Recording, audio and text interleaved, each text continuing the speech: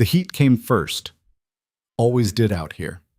Caleb Rourke stood at the kitchen sink, watching the sun bleed across the horizon like a wound that refused to close. 5:30 in the morning, and already the thermometer outside read 82 degrees. By noon, it had pushed 115, maybe 120. The kind of heat that made you stupid if you weren't careful. The kind that killed.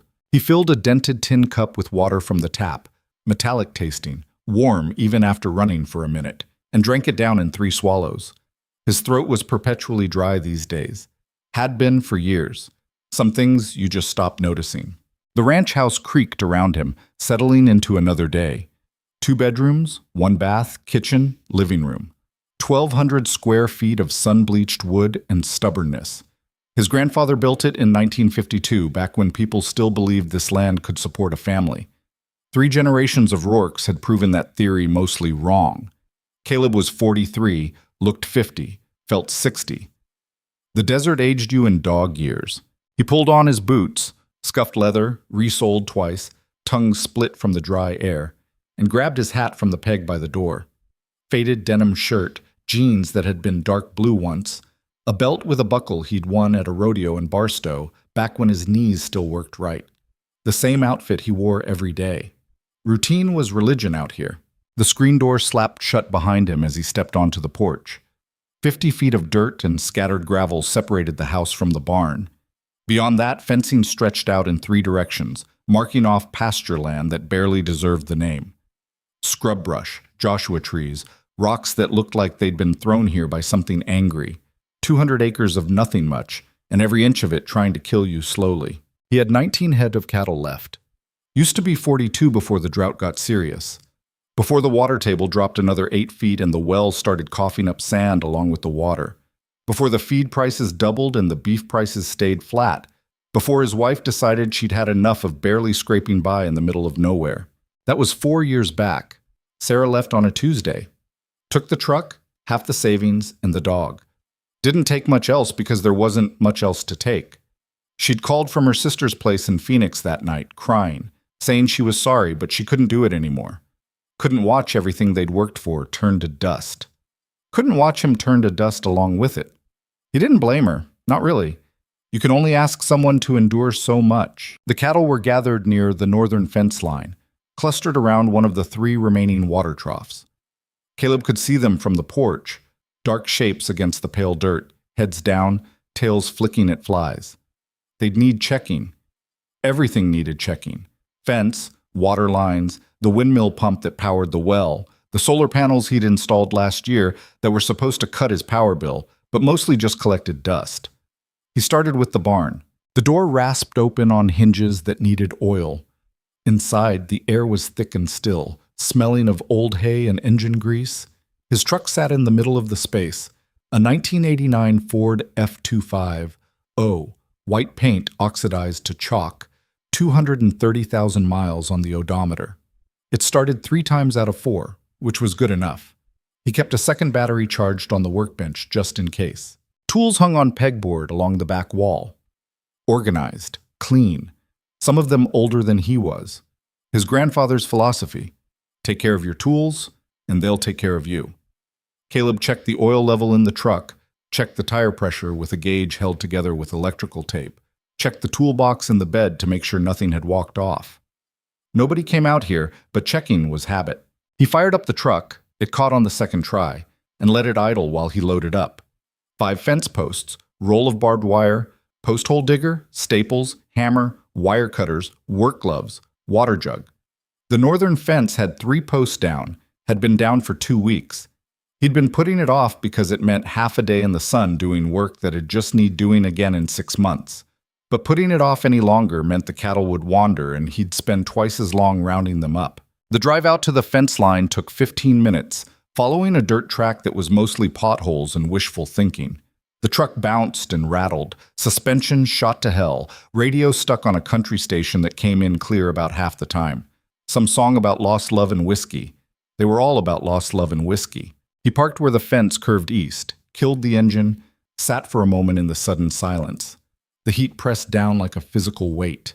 Through the dusty windshield, he could see the fence posts tilted at wrong angles, wire sagging between them. Beyond that, Nothing but desert stretching to mountains that looked like broken teeth against the sky. Caleb climbed out.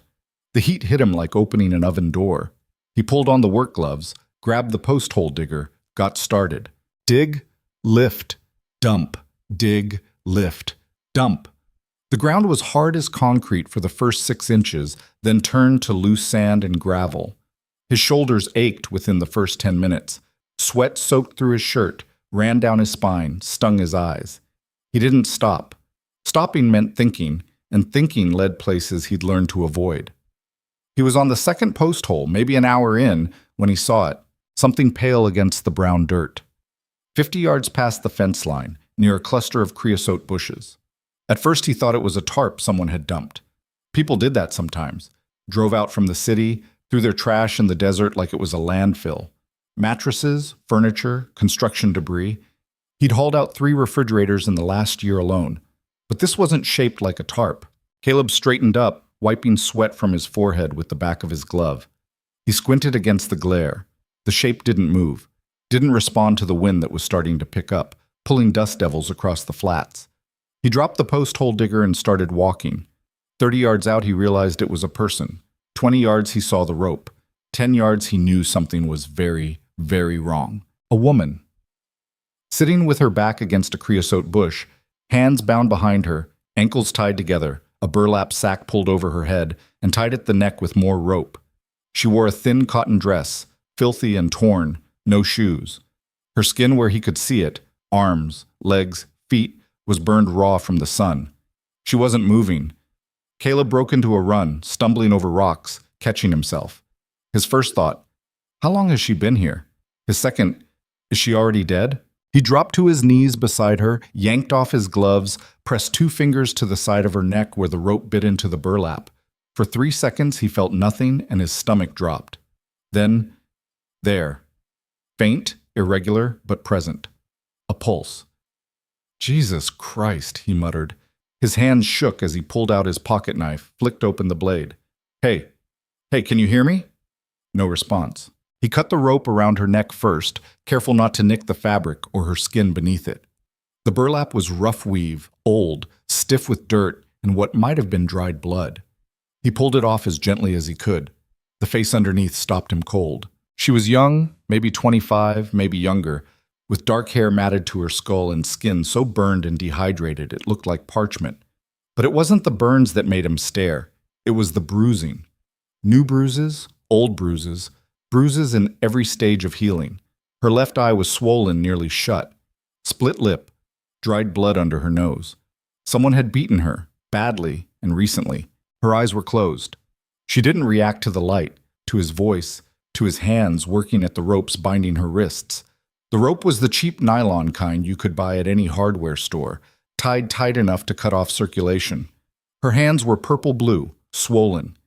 He sawed through the binding, had to work the blade under the loops because they'd tightened so much.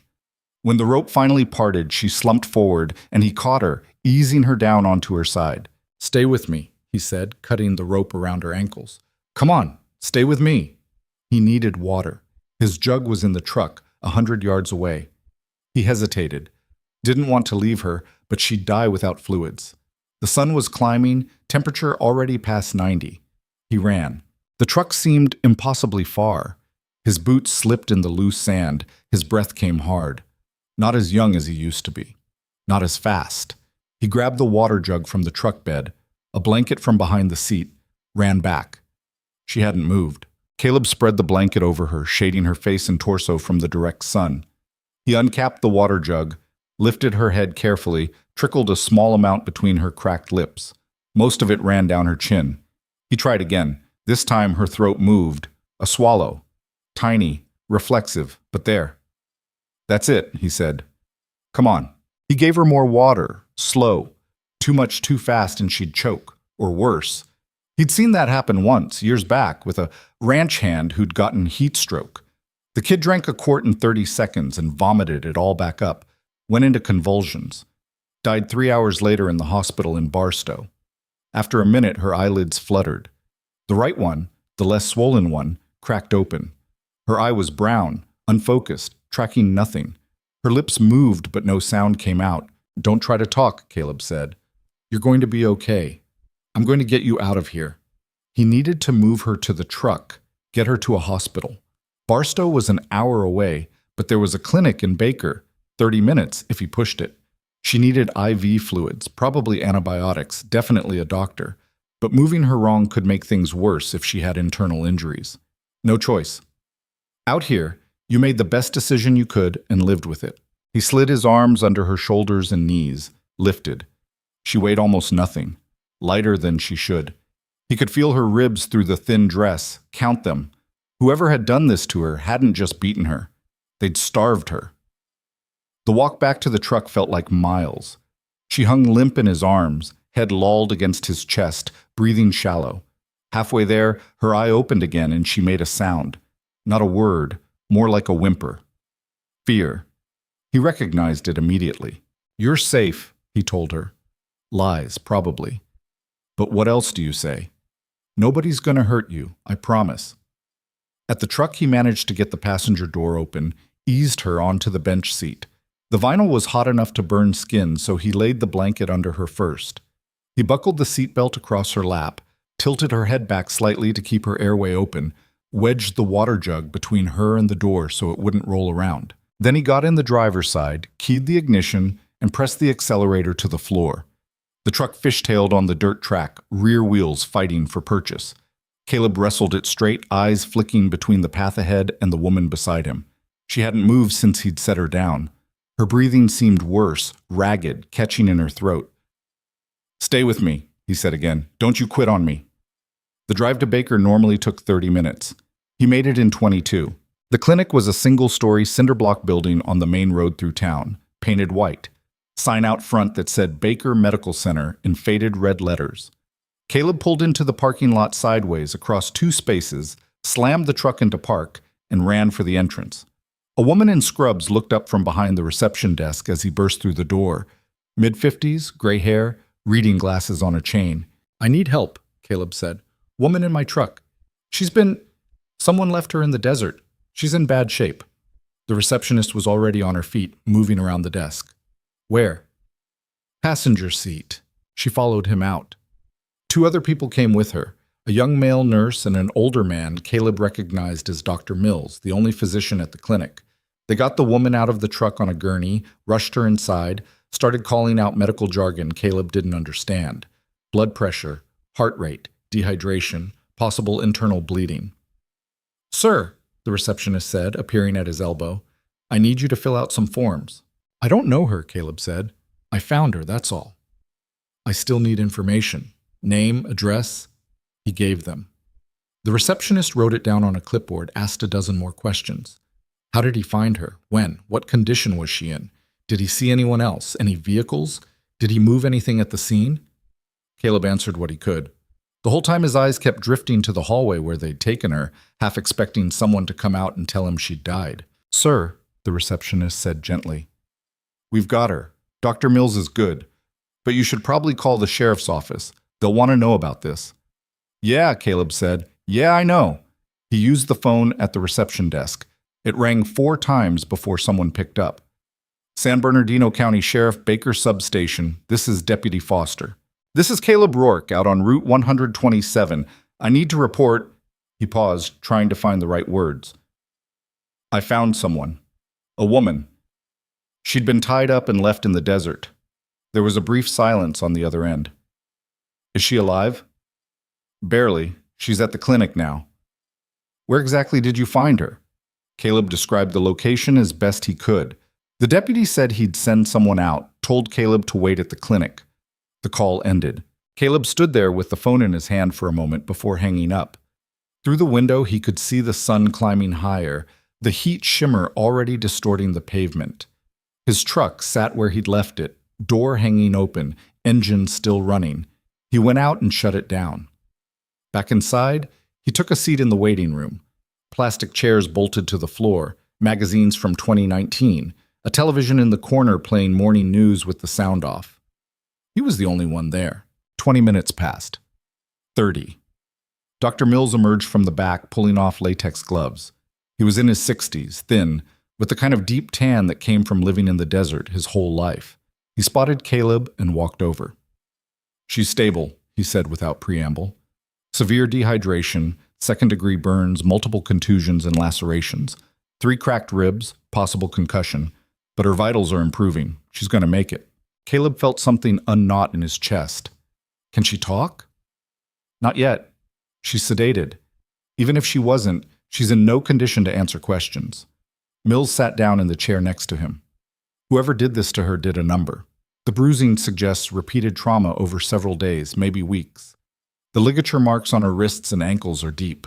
She was bound for a long time. How long was she out there? Hard to say. Based on the burns, I'd guess at least 12 hours in direct sunlight, maybe more. Another few hours and she wouldn't have made it. Caleb nodded slowly. He felt sick. "You did the right thing bringing her in," Mills said. "Probably saved her life."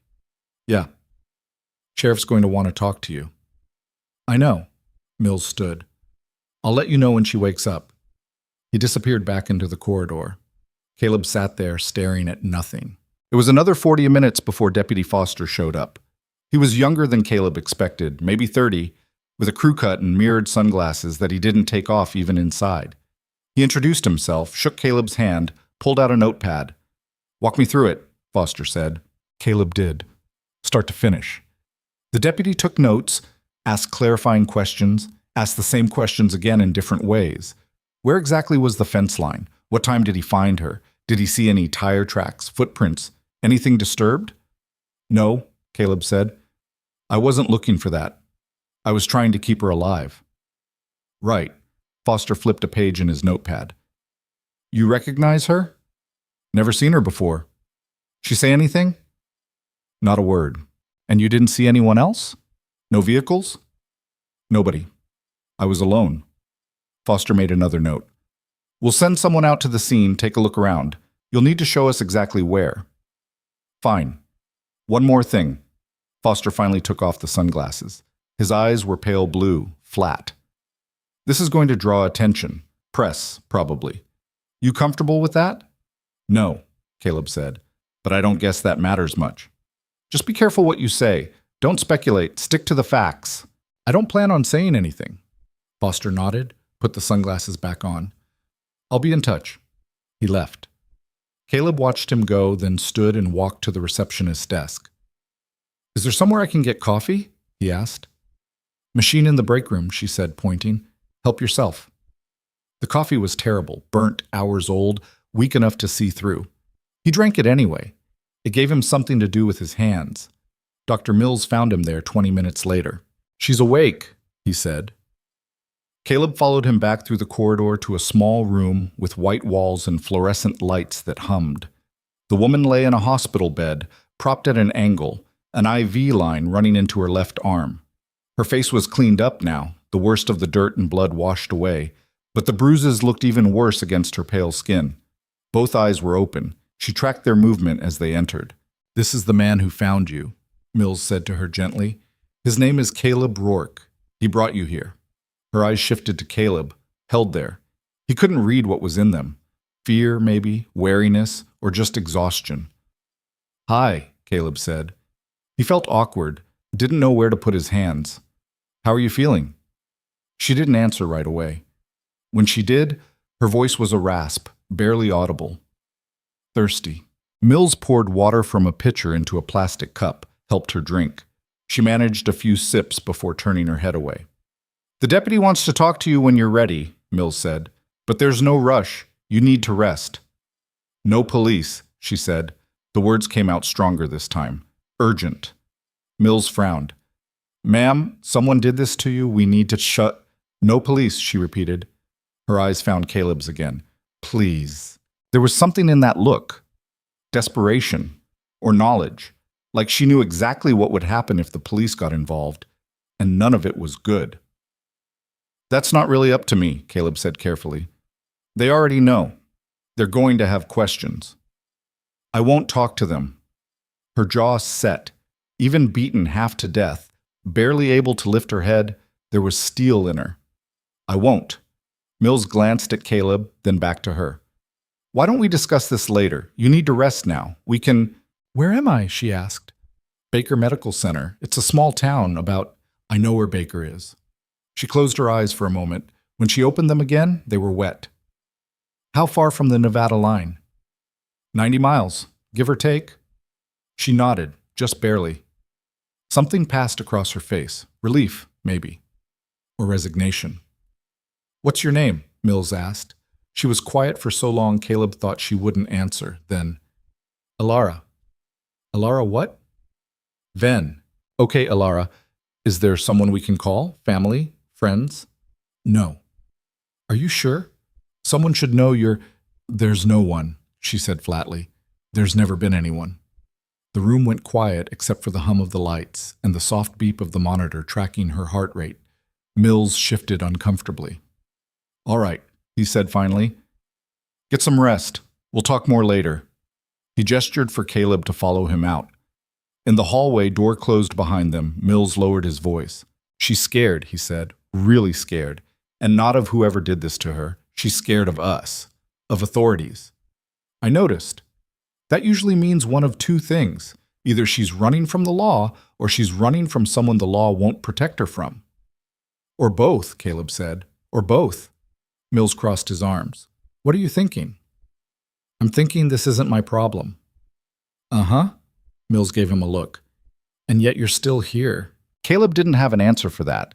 He glanced back at the closed door. What happens to her now? Medically? She'll need to stay here at least 48 hours for observation. After that, if she's stable, she'll be discharged. But she's got nowhere to go, Caleb. No ID, no money, no one to call. Social services will probably step in, but that takes time. In the meantime, she's on her own. Pretty much. Caleb rubbed a hand across his face. He was exhausted suddenly, bone-deep tired. The day felt like it had lasted a week. I should get back, he said. Still got fence to fix. Sure. Mills hesitated. Listen, if you want to check on her later, that's fine. I think it might help, actually, having a familiar face. I'm not familiar. I'm just the guy who found her. Sometimes that's enough.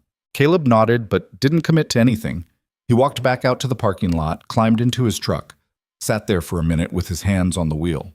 Through the clinic window, he could see Mills talking to the receptionist.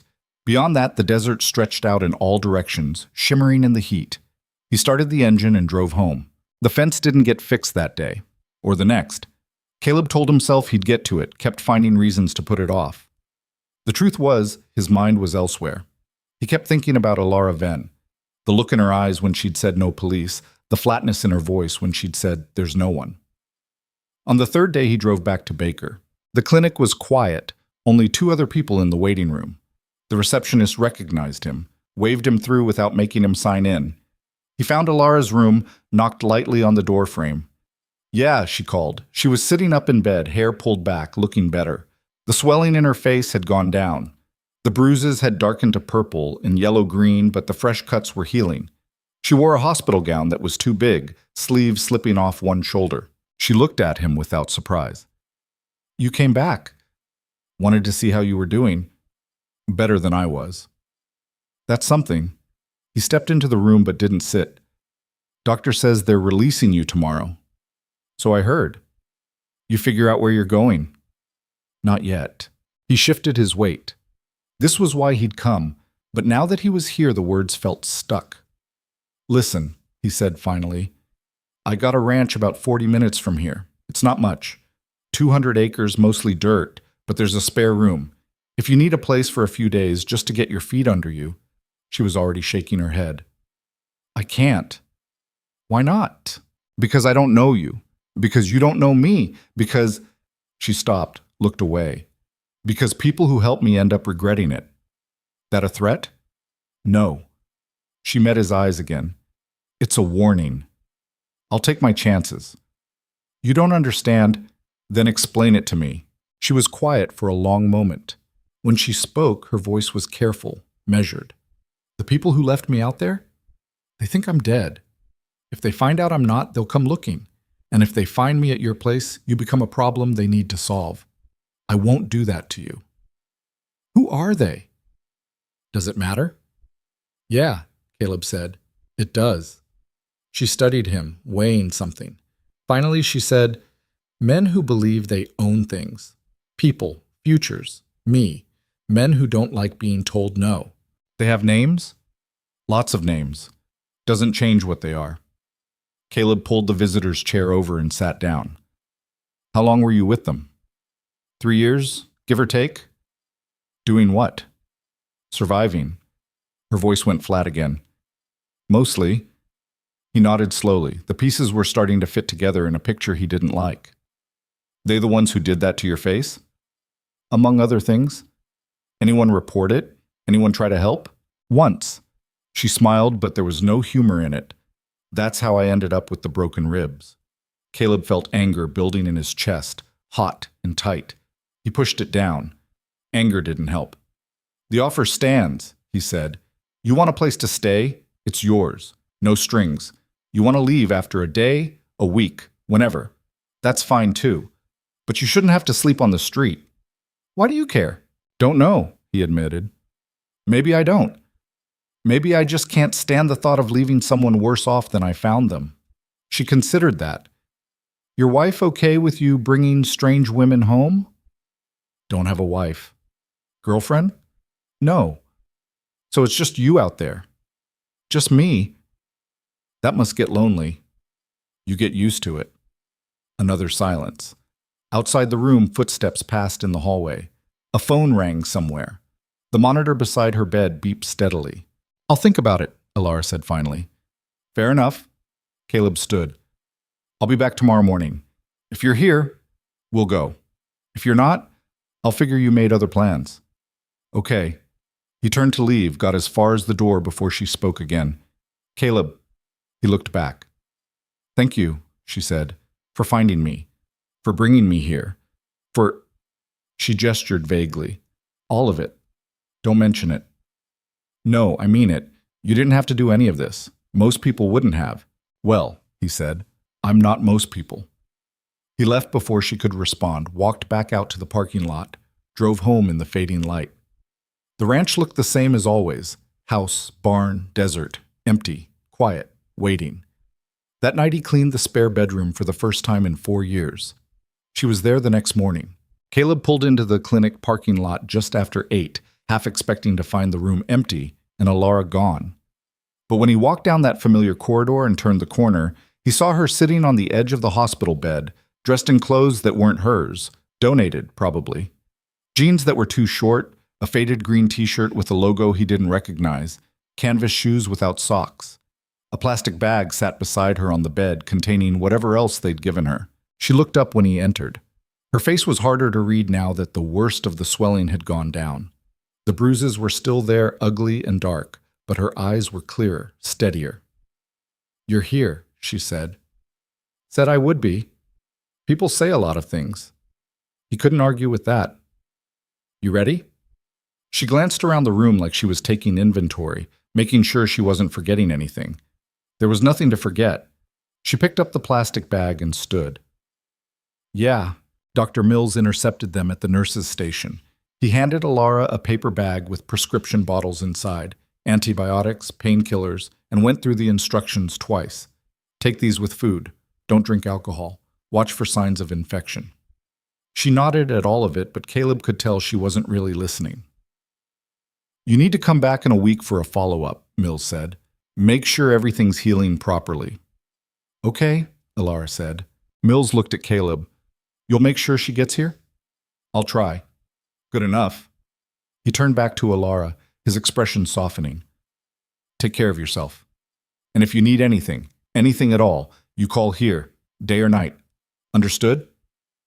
Understood, she said quietly. They walked out together into the morning heat. It was already 85 degrees and climbing. Caleb unlocked the truck, held the passenger door open. Alara hesitated for just a second before climbing in. He shut the door, walked around to the driver's side, got in. The engine turned over and he backed out of the parking space. Neither of them spoke. The radio was off. The only sounds were the rumble of the engine and the whistle of wind through the cracked window seals. They were 10 minutes outside Baker when Alara finally broke the silence. How far is your place? Half an hour, give or take. She nodded, watching the landscape roll past. Desert on both sides, flat and featureless except for the occasional Joshua tree or rock formation. The mountains were visible in the distance, heat shimmer making them look like they were underwater. "You live alone," she said. Not a question. "Yeah. Ever get scared out there by yourself?" "Of what?" "I don't know. People, animals, the quiet." Caleb thought about it. "No," he said. "The quiet's the best part." She was silent for a moment. Then, "I used to be afraid of quiet. When things got quiet, it usually meant something bad was coming." He didn't know what to say to that, so he said nothing. Another few miles passed. The road stretched out straight and empty ahead of them. No other cars, no houses, nothing but asphalt and scrub brush and sky. "What made you stop?" Alara asked. "Stop what?" "Being afraid of the quiet." She turned to look at him. "I haven't." When they reached the ranch, she sat forward slightly, taking it in. The house looked smaller from the outside than it did when you were in it. The barn was weathered gray, one corner of the roof sagging. The fence line stretched out in both directions, barbed wire catching the sunlight. Beyond that, cattle dotted the landscape like dark punctuation marks. Caleb parked in front of the house and killed the engine. "It's not much," he said. "It's something," Alara said. He showed her inside. The living room first. Couch that had come with the house, coffee table with water rings on the surface, television from the early 2000s that only got 3 channels. Kitchen to the left, small and functional. Bathroom down the hall. And at the end, the spare bedroom. He'd made the bed with sheets that smelled like the cedar chest where they'd been stored. Opened the window to air out the mustiness. Cleared the boxes of old tax documents and ranch records that had been stacked in the corner. It still wasn't much. A double bed, a dresser with a cracked mirror, a nightstand with a lamp that flickered when you turned it on. But it was clean.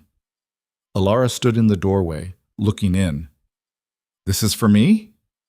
"Long as you need it." She set the plastic bag on the bed, ran her hand along the footboard. "When's the last time someone stayed here?" 4 years, maybe 5. "Who was it?" "My wife's mother came for Christmas. Left after 3 days because she couldn't stand how isolated it was." "Where's your wife now?" "Phoenix. We're divorced." Alara nodded slowly. She walked to the window and looked out at the desert. "Do you miss her?" "Sometimes. Mostly I just miss the idea of her. The version that existed before things got hard." "Things always get hard," Alara said. "Yeah, they do." She turned back to face him. "What are the rules here?" "Rules? You're letting a stranger stay in your house. There have to be rules." Caleb leaned against the door frame, considered. "Don't steal anything. Don't burn the place down. Everything else we can figure out as we go." "That's it?" "That's it." She studied him like she was trying to work out if he was serious. "You're either really trusting or really stupid." "Probably both," he admitted. For the first time since he'd found her, something that might have been a smile crossed her face. It didn't last long. "What do you want in return?" "For what?" "For this. The room. The help." "What's it going to cost me?" The question landed like a punch. Caleb straightened up, kept his voice level. "Nothing. It's not going to cost you anything. Everyone wants something." "Then I guess I'm not everyone." She held his gaze for a long moment, searching for the lie. When she didn't find one, some of the tension went out of her shoulders. "Okay." "Okay," he echoed. "I'll let you get settled. Come find me if you need anything." He left her there and walked back to the kitchen. Through the window above the sink, he could see the cattle moving slowly across the pasture, heads down, looking for anything edible in the dry grass. The water trough needed checking. The fence still needed fixing. The windmill pump was making a grinding noise that meant something was coming loose. He made coffee and tried not to think about the fact that there was now another person in his house for the first time in 4 years. Alara didn't come out of the room for 3 hours. When she finally emerged, Caleb was at the kitchen table with a ledger book, trying to figure out if he could afford to buy feed or if he needed to sell off another 3 head of cattle. The math wasn't encouraging. She stood in the doorway, arms crossed. "Is there something I can do?" He looked up. "Like what?" "I don't know. Work, chores, something to earn my keep." "You don't need to earn anything. I can't just sit in that room all day." Caleb closed the ledger. "You just got out of the hospital. You should be resting." "I've been resting for 3 days. I'm fine." She didn't look fine. She looked exhausted, but he recognized the expression on her face, the need to be useful, to prove worth, to not be dead weight. He'd seen it in the mirror plenty of times. "You know how to cook?" he asked. "Some. There's food in the pantry and the fridge. Nothing fancy. If you want to make dinner, that'd be helpful. But you don't have to." She nodded. "I'll figure something out." She moved into the kitchen, started opening cabinets. Caleb went back to his ledger but found it hard to concentrate. He was hyper-aware of her presence, the sound of her footsteps, the way she handled things carefully, like she was afraid of breaking them, the occasional wince when she moved wrong and her ribs reminded her they were still healing. After a while, he gave up on the numbers and went outside to check on the cattle. The afternoon heat was brutal. The thermometer on the side of the barn read 112 degrees. Caleb pulled his hat down low and walked the fence line, looking for weak points. He found 2 posts that needed replacing, a section where the wire had rusted through, and a spot where something, probably a coyote, had tried to dig underneath. By the time he got back to the house, it was almost 6. The sun was lower, but the temperature had barely dropped. He was soaked with sweat, covered in dust, thirsty enough to drink the water straight from the hose. Inside, something smelled good. He found Alara at the stove, stirring something in a pot. She'd found one of his old aprons and tied it around her waist. Her hair was pulled back and there was flour on her hands. "What is that?" he asked. "Soup. Chicken and rice. I used a can from the pantry and some vegetables I found in the fridge. Hope that's okay." "More than okay." She ladled it into 2 bowls and they sat at the kitchen table. Caleb hadn't had a meal he didn't cook himself in years. He'd forgotten what it was like to sit down to food that someone else made. They ate in silence for a few minutes. The soup was good, simple, but better than anything he would have managed. Finally, Alara set down her spoon. "Can I ask you something?" "Sure." "Why'd you really bring me here?" Caleb took another bite, chewed slowly, swallowed. "Already told you. You said you couldn't stand leaving someone worse off than you found them. But that doesn't explain why you'd let me stay. You don't know me. I could be dangerous." "Are you?" "I don't think so, but how would you know?" "I wouldn't," he admitted. "But I figure if you wanted to hurt me, you would have done it already." "That's a hell of a gamble." "Maybe. But the way I see it, we're both taking a risk here.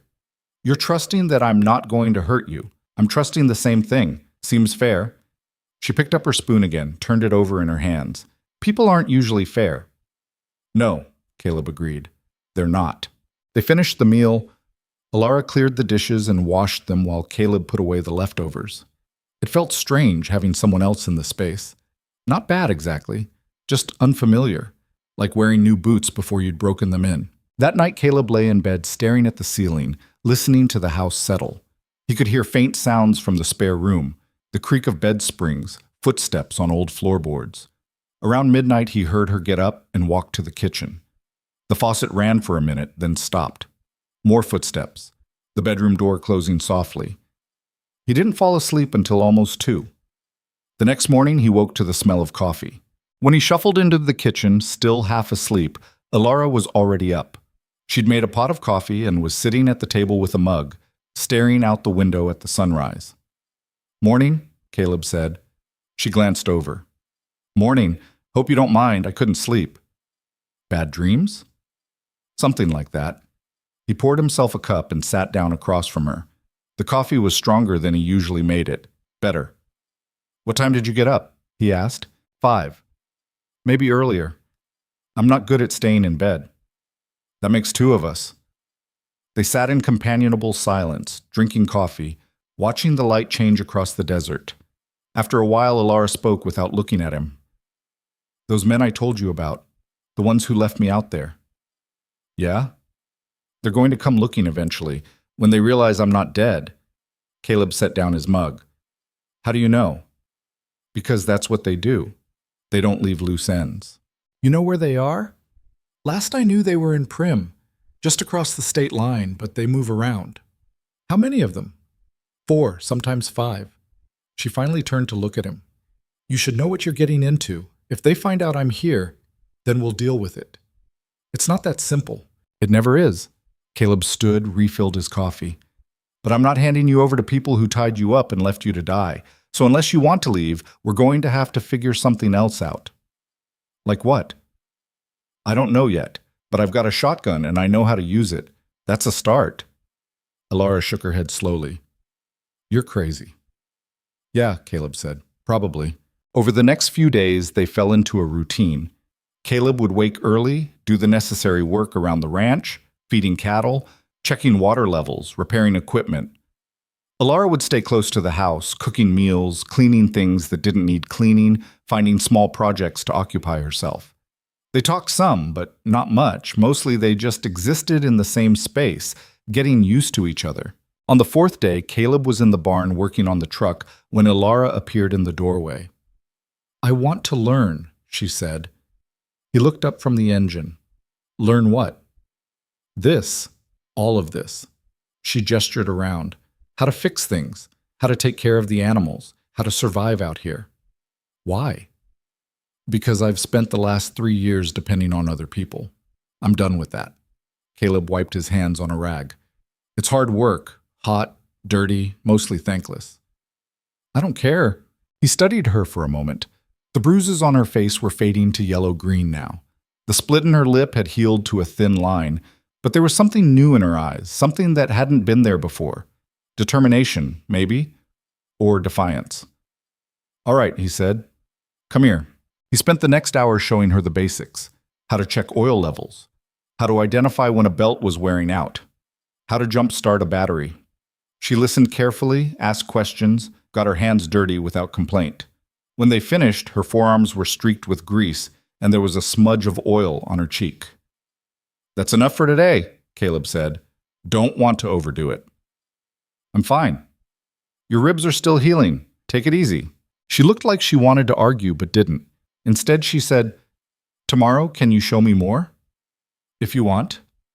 I want. That evening, after dinner, they sat on the porch watching the sun go down. The temperature had finally dropped below 90. A slight breeze moved across the desert, carrying the smell of creosote and dust. You ever think about leaving? Alara asked. The ranch? Yeah, Caleb considered. Used to, especially after Sarah left. Thought about selling, moving somewhere easier, but this place... He paused, searching for the right words. It's all I know. My grandfather built this house. My father kept it running. I'm the third generation of Rourkes to break their back on this land. Leaving would feel like giving up. Sometimes giving up is the smart thing to do. Maybe, but smart and right aren't always the same thing. She was quiet for a moment, then, You think I gave up when I stopped fighting them? No, Caleb said firmly. Surviving isn't giving up. It's the opposite. Doesn't always feel that way. I know. They sat in silence as the last light bled out of the sky. Stars began to appear, more than you could ever see in a city, so many they looked like spilled salt across black fabric. Out in the darkness, a coyote called. Another answered. I haven't seen stars like this in years, Alara said softly. You forget they're there when you're somewhere with too many lights. I didn't forget. I just couldn't see them anymore. Caleb glanced over at her. In the dim light from the house, she looked younger, less guarded. You seen them now? Yeah, she said. I think I am. On the 6th day, trouble arrived. Caleb was repairing the fence, finally getting to the job he'd started the day he found Alara, when he saw the dust cloud on the road. A vehicle, moving fast. He straightened up, shielding his eyes against the sun. The vehicle turned onto his property. A black SUV, tinted windows, California plates. It pulled to a stop 30 feet from where he was working, and 2 men got out. They wore khakis and polo shirts like they were heading to a country club, but everything about them was wrong, too neat, too controlled. The kind of men who smiled when they threatened you. The first one was tall, maybe 6'3", with graying hair and a thin scar across his left eyebrow. The second was shorter, stockier, with a shaved head and sunglasses he didn't take off despite the glare. Afternoon, the tall one said. His voice was smooth, practiced. This the Rourke Ranch? It is, Caleb said carefully. He didn't move toward them, didn't move toward the truck where his shotgun was. Just waited. My name's David Kent. This is my associate, Mr. Parrish. We're looking for someone and we were hoping you could help us out. Looking for who? Kent pulled out his phone, tapped the screen, held it up. The photo showed Alara, younger, smiling, in better days. Her name's Alara Venn. She's been missing for about a week now. Her family's worried sick. Don't know her, Caleb said. You sure? Take a good look. I'm sure. Kent's smile didn't falter, but something shifted in his eyes. See, that's interesting, because we heard from some folks in Baker that a man matching your description brought a woman matching her description into the clinic last week. That wouldn't have been you, would it? Caleb kept his expression neutral. I found someone out in the desert, half dead. Brought her to get help. Never got a name. Where is she now? Don't know. Hospital discharged her. She left. That's the last I saw of her. Parrish spoke for the first time. His voice was rougher, less polished. You're lying. No, Caleb said quietly. I'm not. Kent held up a hand, stopping Parrish from saying more. Mr. Rourke, I understand you're trying to help. That's admirable. But this girl, she's not well. Mentally, I mean. She has episodes. Her family just wants to get her the help she needs. That's so. It is. And if you're harboring her, keeping her from that help, well, that becomes a legal issue. Kidnapping, obstruction. You don't want that kind of trouble. Caleb set down the post-hole digger slowly, deliberately. I told you what I know. Found someone, helped them, haven't seen them since. Now, if you're done, I've got work to do. Kent's smile went cold. We're not done. Not even close. He took a step forward. I'm going to ask you one more time, where is she? And I'm going to tell you one more time, I don't know. For a moment, nobody moved. The air felt charged, dangerous. Caleb could see Parrish's hand drift toward his waistband where something was almost certainly holstered. His own shotgun was in the truck 20 feet away, too far. Then Kent stepped back, smoothing his shirt. Okay, if that's how you want to play it. He pulled a business card from his pocket, held it out.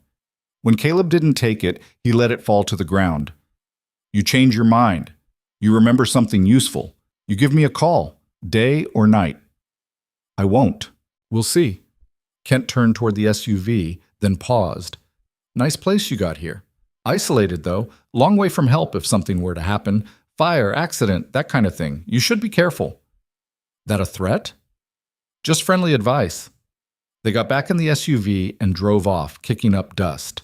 Caleb watched until they disappeared down the road, then grabbed the shotgun from the truck and walked quickly back to the house.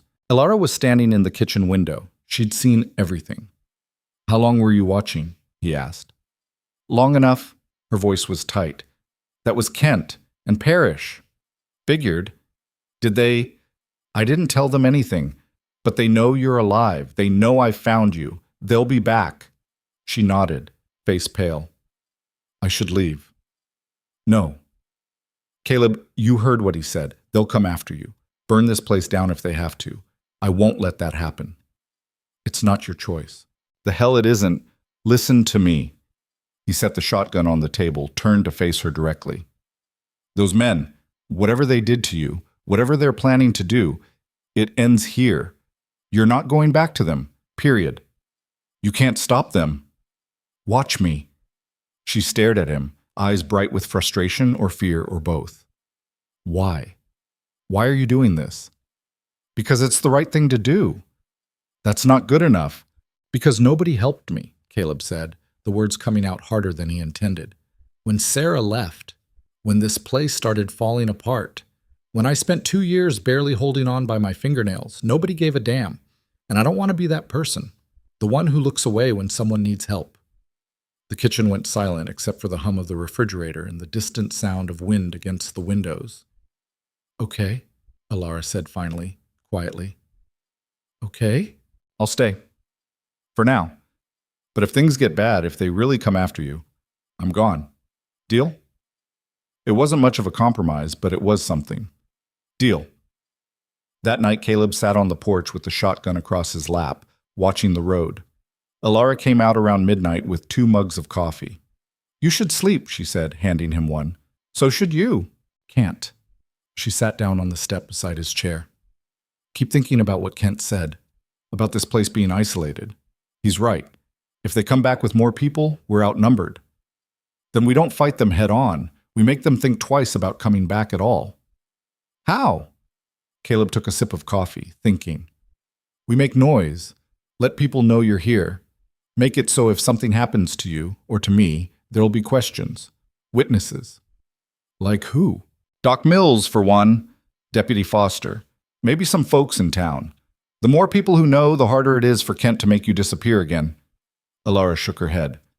That's risky. What if someone agrees with him? What if they think I should go back? Then we deal with that too. She was quiet, staring out at the darkness. You really think this'll work? I think it's better than waiting for them to come back in the middle of the night. Okay, she said. We'll try it your way. They sat there together, drinking coffee, watching the empty road. Hours passed. The stars wheeled overhead. Somewhere out in the desert, a coyote howled and others joined in, their voices rising and falling like a chorus. When dawn finally broke, painting the sky in shades of orange and pink, Alara stood and stretched. I'm going to make breakfast, she said. Sounds good. She started toward the door, then stopped. Caleb? Yeah? Thank you for not giving up on me. Don't thank me yet, he said. This is just getting started. But she smiled anyway, small, tired, real, and went inside. Caleb sat there a while longer, watching the sun climb, feeling the heat start to build. The cattle were moving toward the water trough. The windmill creaked in the morning breeze. Everything looked the same as it had yesterday, and the day before that, and every day for the past 43 years. But something had changed. For the first time in a long time, the silence didn't feel empty. It felt like anticipation, like the moment before a storm, when the air goes still and you know something big is coming. He picked up the shotgun and went inside to figure out what came next. The drive to Baker took 32 minutes, and Caleb spent most of it thinking about how badly this could go.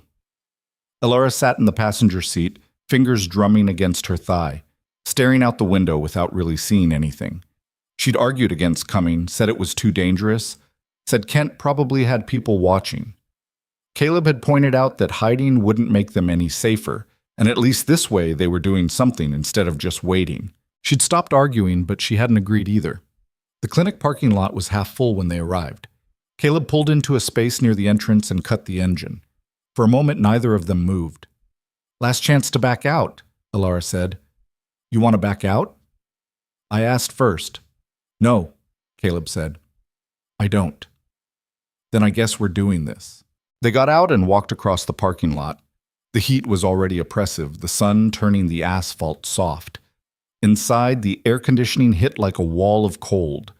The same receptionist from before looked up from her desk, recognition flickering across her face. Mr. Rourke, she said. And, oh, you look so much better. Alara managed a thin smile. Thanks. Is Dr. Mills available? Caleb asked. He's with a patient right now, but I can let him know you're here. It might be a few minutes. That's fine. We'll wait. They sat in the same plastic chairs Caleb had occupied a week ago. The magazines were still from 2019. The television still played with the sound off. Alara picked up a copy of National Geographic, flipped through it without reading, set it back down. You nervous? Caleb asked quietly. Terrified, she said. You? Getting there. Dr. Mills emerged from the back 15 minutes later, lab coat wrinkled, stethoscope around his neck. He spotted them, and his expression shifted from tired to concerned. Didn't expect to see you two, he said, walking over. Everything okay? Not exactly, Caleb said. Can we talk somewhere private? Mills glanced at the receptionist, then nodded. Follow me. He led them to a small office cluttered with files and medical journals. There were 2 chairs in front of a desk piled with paperwork. Mills cleared space and gestured for them to sit. What's going on? He asked, settling into his own chair. Caleb looked at Alara. She took a breath, then started talking. She told him about Kent and Parrish showing up at the ranch, about the threats disguised as friendly advice, about the 3 years before that, the control, the violence, the systematic dismantling of her autonomy until she was too afraid to leave and too broken to fight back. She kept her voice steady, clinical almost, like she was describing something that had happened to someone else. But her hands shook the whole time. Mills listened without interrupting. When she finished, he was quiet for a long moment. Have you reported any of this to the police? He asked finally. No, Alara said. Why not? Because Kent has connections, money, lawyers. The last time someone tried to help me, tried to file a report, it disappeared. And the person who filed it got a visit from some men who convinced them to recant everything. Mills stopped, rubbed his face. That's serious. That's beyond what I can help with. We're not asking you to fix it, Caleb said. We're asking you to be a witness, to know what's happening. So if something happens to Alara or to me, there's a record. Someone who can ask questions. Mills looked between them. You're putting me in a difficult position. I know, Caleb said, and I'm sorry, but we're running out of options. What about Deputy Foster? Have you talked to him? Not yet. That's next. Mills leaned back in his chair, thinking. Outside the office, phones rang and people talked in low voices. The fluorescent lights hummed overhead. All right, Mills said finally. I'll document everything you've told me, put it in my files. And if anyone comes asking questions about Alara, about what happened, I'll make sure there's an official record of this conversation. Thank you, Alara said quietly. Don't thank me yet. This doesn't guarantee anything. If these men are as connected as you say, they can still make trouble. We know, Caleb said, but it's better than nothing. They left the clinic 20 minutes later with Mills's promise to keep records and a growing sense that they'd just painted a target on all their backs. The heat outside felt worse after the air conditioning, suffocating. One down, Alara said as they reached the truck. One down, Caleb agreed. The sheriff's substation was on the other side of town, a squat building with bars on the windows and a flagpole out front. 2 patrol cars sat in the lot. Caleb parked next to one and they went inside. The woman at the front desk was younger than the clinic receptionist, maybe 30, with her hair pulled back in a tight bun. She looked up from her computer as they approached. Help you? We need to speak with Deputy Foster, Caleb said. He's out on a call. Should be back within the hour. You want to wait? Caleb glanced at Alara. She nodded slightly. We'll wait, he said. They sat on a bench near the window. The station was quiet except for the occasional crackle of radio traffic and the hum of the air conditioner. Alara stared at her hands, picking at a hangnail on her thumb. You okay? Caleb asked. Ask me later. 45 minutes crawled by. Then the door opened and Deputy Foster walked in, hat in hand, sunglasses pushed up on his forehead. He saw them, and his expression went carefully neutral. Mr. Rourke, he said. Miss Venn. You remember her name, Caleb said. I remember a lot of things. Foster came over, pulled up a chair, sat facing them. What can I do for you? This time Caleb did most of the talking. He laid out the same information Alara had given Mills, added the details about Kent's visit, the veiled threats. Foster took notes in a small spiral notebook, his pen moving in quick, precise strokes. When Caleb finished, Foster closed the notebook and set it on his knee. That's quite a story, he said. It's not a story, Alara said sharply. It's what happened. I didn't say I don't believe you, but believing you and being able to do something about it are 2 different things. What's that mean? Caleb asked. Foster sighed. It means that without evidence, physical evidence, witnesses willing to testify, something concrete, my hands are tied. You're describing crimes that allegedly happened in Nevada. That's outside my jurisdiction. And the threats made at your ranch? Those were vague enough that a good lawyer would tear them apart. So we're supposed to just wait until they do something? Caleb's voice rose slightly. Until they hurt her again? No, you're supposed to be smart, document everything. If they come back, call us immediately. Get cameras if you can afford them. Create a paper trail. Build a case that'll actually stick. And in the meantime? In the meantime, you watch your back. Foster stood, handed Caleb a card. This has my direct number. You see those men again? You call. Day or night. I'll get there as fast as I can. That might not be fast enough, Alara said. Probably not, Foster admitted, but it's the best I can offer right now. They left the station with another promise and even less confidence than before. The sun was past its peak, but the heat hadn't let up. Caleb's shirt was stuck to his back with sweat. That went well, Alara said dryly as they got in the truck. Better than nothing. Is it, though? He basically told us we're on our own. He gave us his direct number. That's something. That's crumbs, Caleb, and you know it. She was right, and he didn't have a good argument against it. He started the truck and pulled out of the lot, heading back toward the ranch. They were halfway there when Alara spoke again. We should get a gun. Caleb glanced over. I have a gun. I mean for me. I should know how to protect myself. You know how to shoot? No, but I can learn. He thought about it.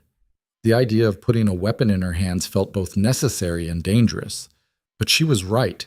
If Kent came back, she needed to be able to defend herself. Okay, he said. When we get back, I'll teach you. The ranch was quiet when they returned. No black SUVs in sight. No tire tracks except their own. The cattle had moved to the south pasture, clustered under the shade of 3 scraggly mesquite trees that weren't really big enough to provide meaningful relief from the sun.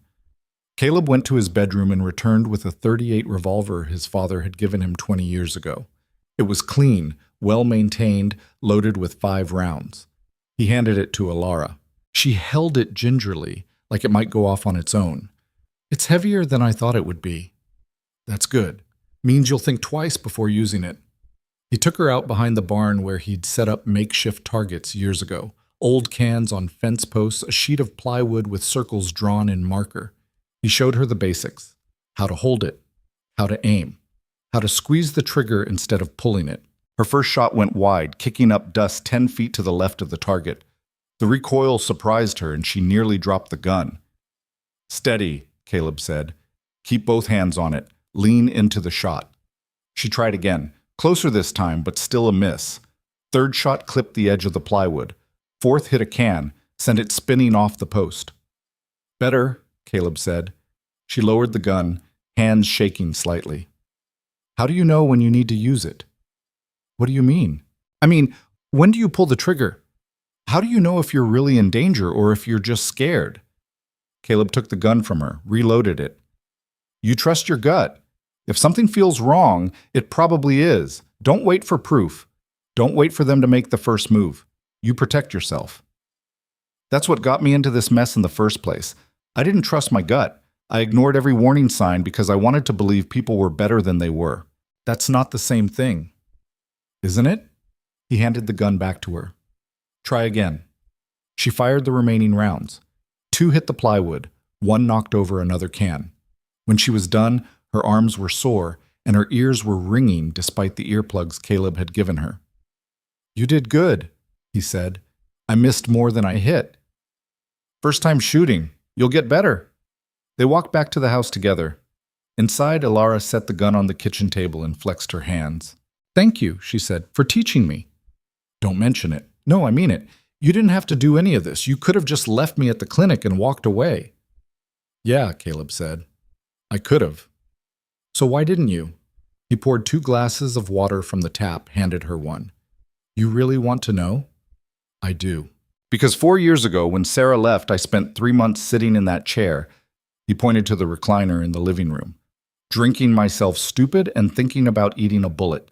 And the only reason I didn't was because my neighbor, old man named Frank Delgado, showed up one day with a casserole and told me I looked like hell and needed to get my act together. Alara was quiet, watching him. Frank didn't owe me anything, Caleb continued. We weren't friends, barely knew each other. But he saw someone drowning and threw a line. So when I found you out there in the desert, half dead, I figured maybe it was my turn to throw the line. What happened to Frank? Died 6 months later. Heart attack. But he stuck around long enough to make sure I didn't do something stupid. I owe him for that. Alara drank her water, set the glass down carefully. I'm sorry about your wife. About all of it. It was a long time ago. Doesn't make it easier. No, Caleb admitted. It doesn't. That night they ate leftovers and watched the news on the television that barely worked. There was a story about the drought, predictions that it would get worse before it got better, a story about wildfires burning in the mountains north of Los Angeles, a story about a multi-car pileup on the 15th, nothing about missing women, nothing about men in black SUVs. Around 9, Caleb walked the perimeter of the property with a flashlight and the shotgun. Everything was quiet. No movement except the wind and the cattle settling down for the night. He stood at the fence line for a while, looking out at the darkness, thinking about Kent's words. Isolated, long way from help. Both true. When he came back inside, Alara was washing dishes. See anything? She asked without turning around. No, that's almost worse. The waiting. Yeah. She dried her hands on a towel, turned to face him. Can I ask you something personal? Go ahead. Do you ever regret it, staying here after your wife left? Caleb set the shotgun against the wall. Sometimes, usually around 2 in the morning when I can't sleep and I'm doing math in my head trying to figure out how to keep this place running another year. But you stay anyway. I stay anyway. Why? Stubbornness, mostly. Maybe spite. My father spent 40 years trying to make this ranch work, and I'll be damned if I'm the one who lets it fail. Even if it's killing you? Lots of things kill you slowly. At least this way I get to choose which one. Alara smiled slightly. That's the most depressing thing I've heard all day. Yeah, well, it's been that kind of day. She walked over to the window, looked out at the dark. What if they don't come back? Kent and the others. What if they just give up? You think they will? No, but I can hope. Hope's good, but don't rely on it. What should I rely on then? Caleb picked up the shotgun. This, me, yourself, in that order. The days that followed had a strange quality to them, stretched thin with tension but also oddly normal. Caleb worked the ranch. Alara practiced shooting until she could hit the targets more often than she missed. They cooked meals, talked about nothing important, avoided discussing the thing they were both waiting for. On the third day after their trip to Baker, a rusted pickup truck pulled up to the house. Caleb grabbed the shotgun on instinct but relaxed when he recognized the driver. Frank Delgado's son, Miguel, climbed out. He was in his 50s, broad-shouldered, with gray streaking through his dark hair. Caleb, he said, raising a hand in greeting. Miguel, what brings you out here? Heard you had company. Miguel's eyes shifted to Alara, who'd appeared in the doorway. Wanted to make sure everything was all right. Who'd you hear that from? Doc Mills. He mentioned you'd stopped by the clinic, seemed concerned. Miguel walked closer, lowered his voice. Said some men came asking about you. Thought you should know people are talking. What kind of talking? The careful kind. Nobody wants trouble, but everybody's curious. Woman shows up out of nowhere, stays at your place. Men in expensive cars start nosing around asking questions. It's the most excitement Baker's seen in years. Caleb sighed. This is Alara. Alara, Miguel Delgado. His father helped me out a while back. They shook hands. Miguel studied her with the same careful attention his father used to employ. You the one they found in the desert? He asked. Yeah. Must have been rough. It was. Miguel nodded slowly. My father always said Caleb was too stubborn for his own good. Looks like he was right. He turned back to Caleb. You need anything? Extra hands? Someone to watch your back? We're managing. That's not what I asked? Caleb considered. Having another person around, someone who knew the area and could handle himself, wasn't the worst idea, but it also meant dragging Miguel into whatever was coming. I appreciate the offer, Caleb said carefully, but I don't want you getting mixed up in this. Too late. I'm already mixed up in it. Pop would have helped and he'd kick my ass if I didn't do the same. Miguel pulled out his phone. Here's my number. You see those men again? You call me. I can be here in 20 minutes. Miguel? I'm not asking permission, Caleb. I'm telling you how it is. They stared at each other for a moment, then Caleb nodded. All right, thanks. Don't mention it. Miguel tipped his hat to Alara. Ma'am, you take care. He got back in his truck and drove off, leaving another dust cloud in his wake. Alara came down the porch steps to stand next to Caleb. He seemed nice, she said. He is, but nice doesn't stop bullets. No, but it helps knowing someone gives a damn. That evening, as the sun set and the temperature finally dropped below 90, Alara sat on the porch steps with the .38 in her lap, field stripping it and putting it back together the way Caleb had taught her. He watched from the doorway, drinking coffee that had gone lukewarm. You're getting good at that, he said. Muscle memory. Do something enough times and your hands remember even when your brain doesn't. Where'd you learn that? Nowhere. Just figured it out. She slid the cylinder back into place, spun it, checked the chamber. I used to think I was smart, before everything went wrong. I had plans, college, career, normal life. Then I made one bad decision and it all fell apart. What decision? Trusting the wrong person. Believing promises that were never real. She set the gun down beside her. Kent wasn't always like he is now. Or maybe he was and I just didn't see it. Either way, By the time I realized what I'd gotten into, it was too late. It's never too late. Tell that to the 3 years I lost. Caleb came down and sat next to her on the step. You can't get those years back, but you can decide what comes next. That's not nothing. Feels like nothing. I know, but it's not. They sat in silence as the stars began to appear. Somewhere in the distance, coyotes started their nightly chorus. The sound used to bother Alara, but she'd gotten used to it. Now it was just part of the landscape, as constant as the heat and the dust. Caleb, she said after a while. Yeah? If they come back, Kent and the others, and things go bad, really bad, promise me you'll run. Don't try to be a hero, just get out. That's not happening. Promise me. No. She turned to look at him. Why not? Because I already ran once. When Sarah left, when things got hard, I let her go without a fight. Told myself it was the right thing to do, that she deserved better. Maybe that was true. But I've spent 4 years wondering if I should have tried harder. I'm not doing that again. This is different. Sarah left because she wanted to. I'm trying to keep you alive. Then we both stay alive. Together. Alara shook her head but didn't argue. After a moment, she leaned her shoulder against his. It was a small gesture, barely there, but it said more than words could. They stayed like that until the night grew cold and the stars filled the sky like holes punched in black paper, letting light through from somewhere else. On the 8th day since Caleb had found her in the desert, Alara came down for breakfast and said, I want to tell you something. Caleb looked up from his coffee. Okay. She sat across from him, hands wrapped around her own mug. The night they left me out there, the night before you found me, I'd made a decision. I was done. Done fighting, done running, done trying. I figured if I was going to die anyway, might as well let the desert do it. At least that way, it'd be on my terms. Alara, I'm not finished. She took a breath. But then you showed up, and you didn't ask questions, didn't demand answers. You just helped. And I realized something. I realized that maybe giving up isn't the same as choosing. Maybe staying alive, even when it's hard, even when it hurts, that's the real choice. Caleb didn't know what to say to that, so he just listened. I'm not saying I'm fixed, Alara continued. I'm not saying everything's okay now, but I'm saying I want to fight.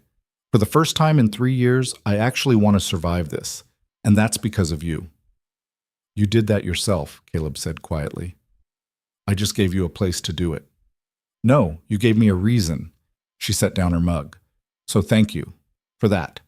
Before he could respond, they heard the sound. Engines.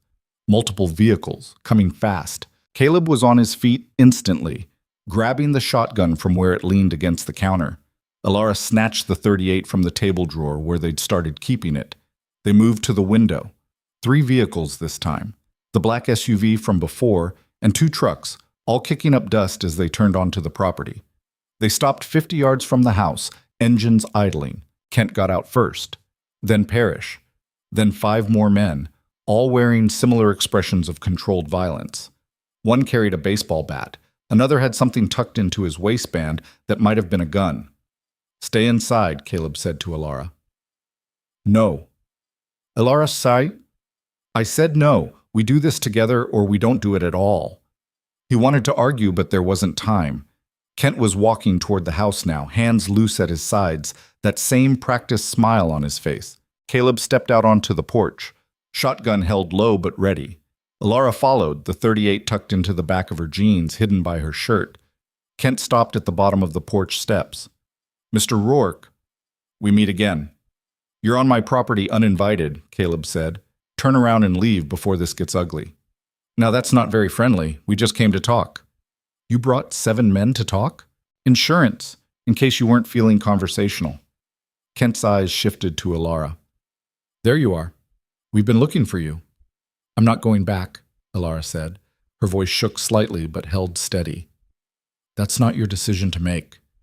You belong to someone. You know how this works. I don't belong to anyone. Kent's smile widened. See, that's where you're wrong. You signed papers, made agreements, legal, binding agreements. You can't just walk away from that.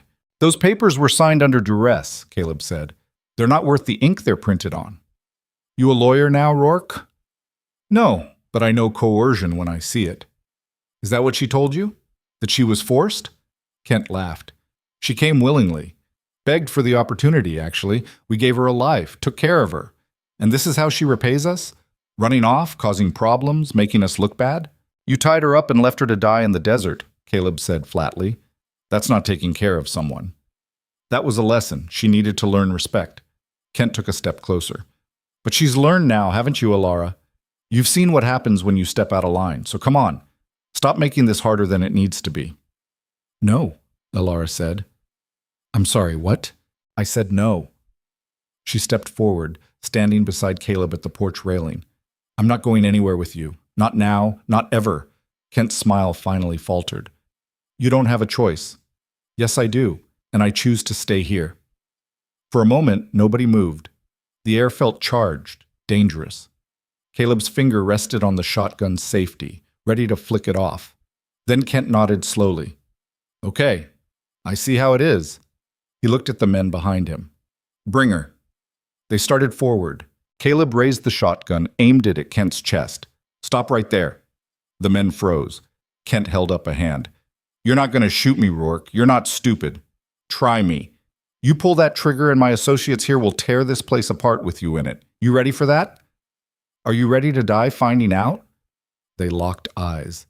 Seconds stretched into something longer, heavier. Caleb's heart hammered against his ribs, but his hands stayed steady. Finally, Kent stepped back. This isn't over. Yeah, Caleb said. It is. You come back here again and I'll kill you. That's not a threat. It's a promise. Kent stared at him for a long moment, then laughed. Big words from a small man. We'll see how long that lasts. He turned and walked back to the SUV. The other men followed, reluctant, angry. Engines revved, tires spun in the dirt, and then they were gone, leaving nothing but dust and the echo of threats hanging in the air. Caleb lowered the shotgun. His hands were shaking now, adrenaline flooding out of his system. That was stupid, Alara said. Her voice was tight. You should have given me to them. Not a chance.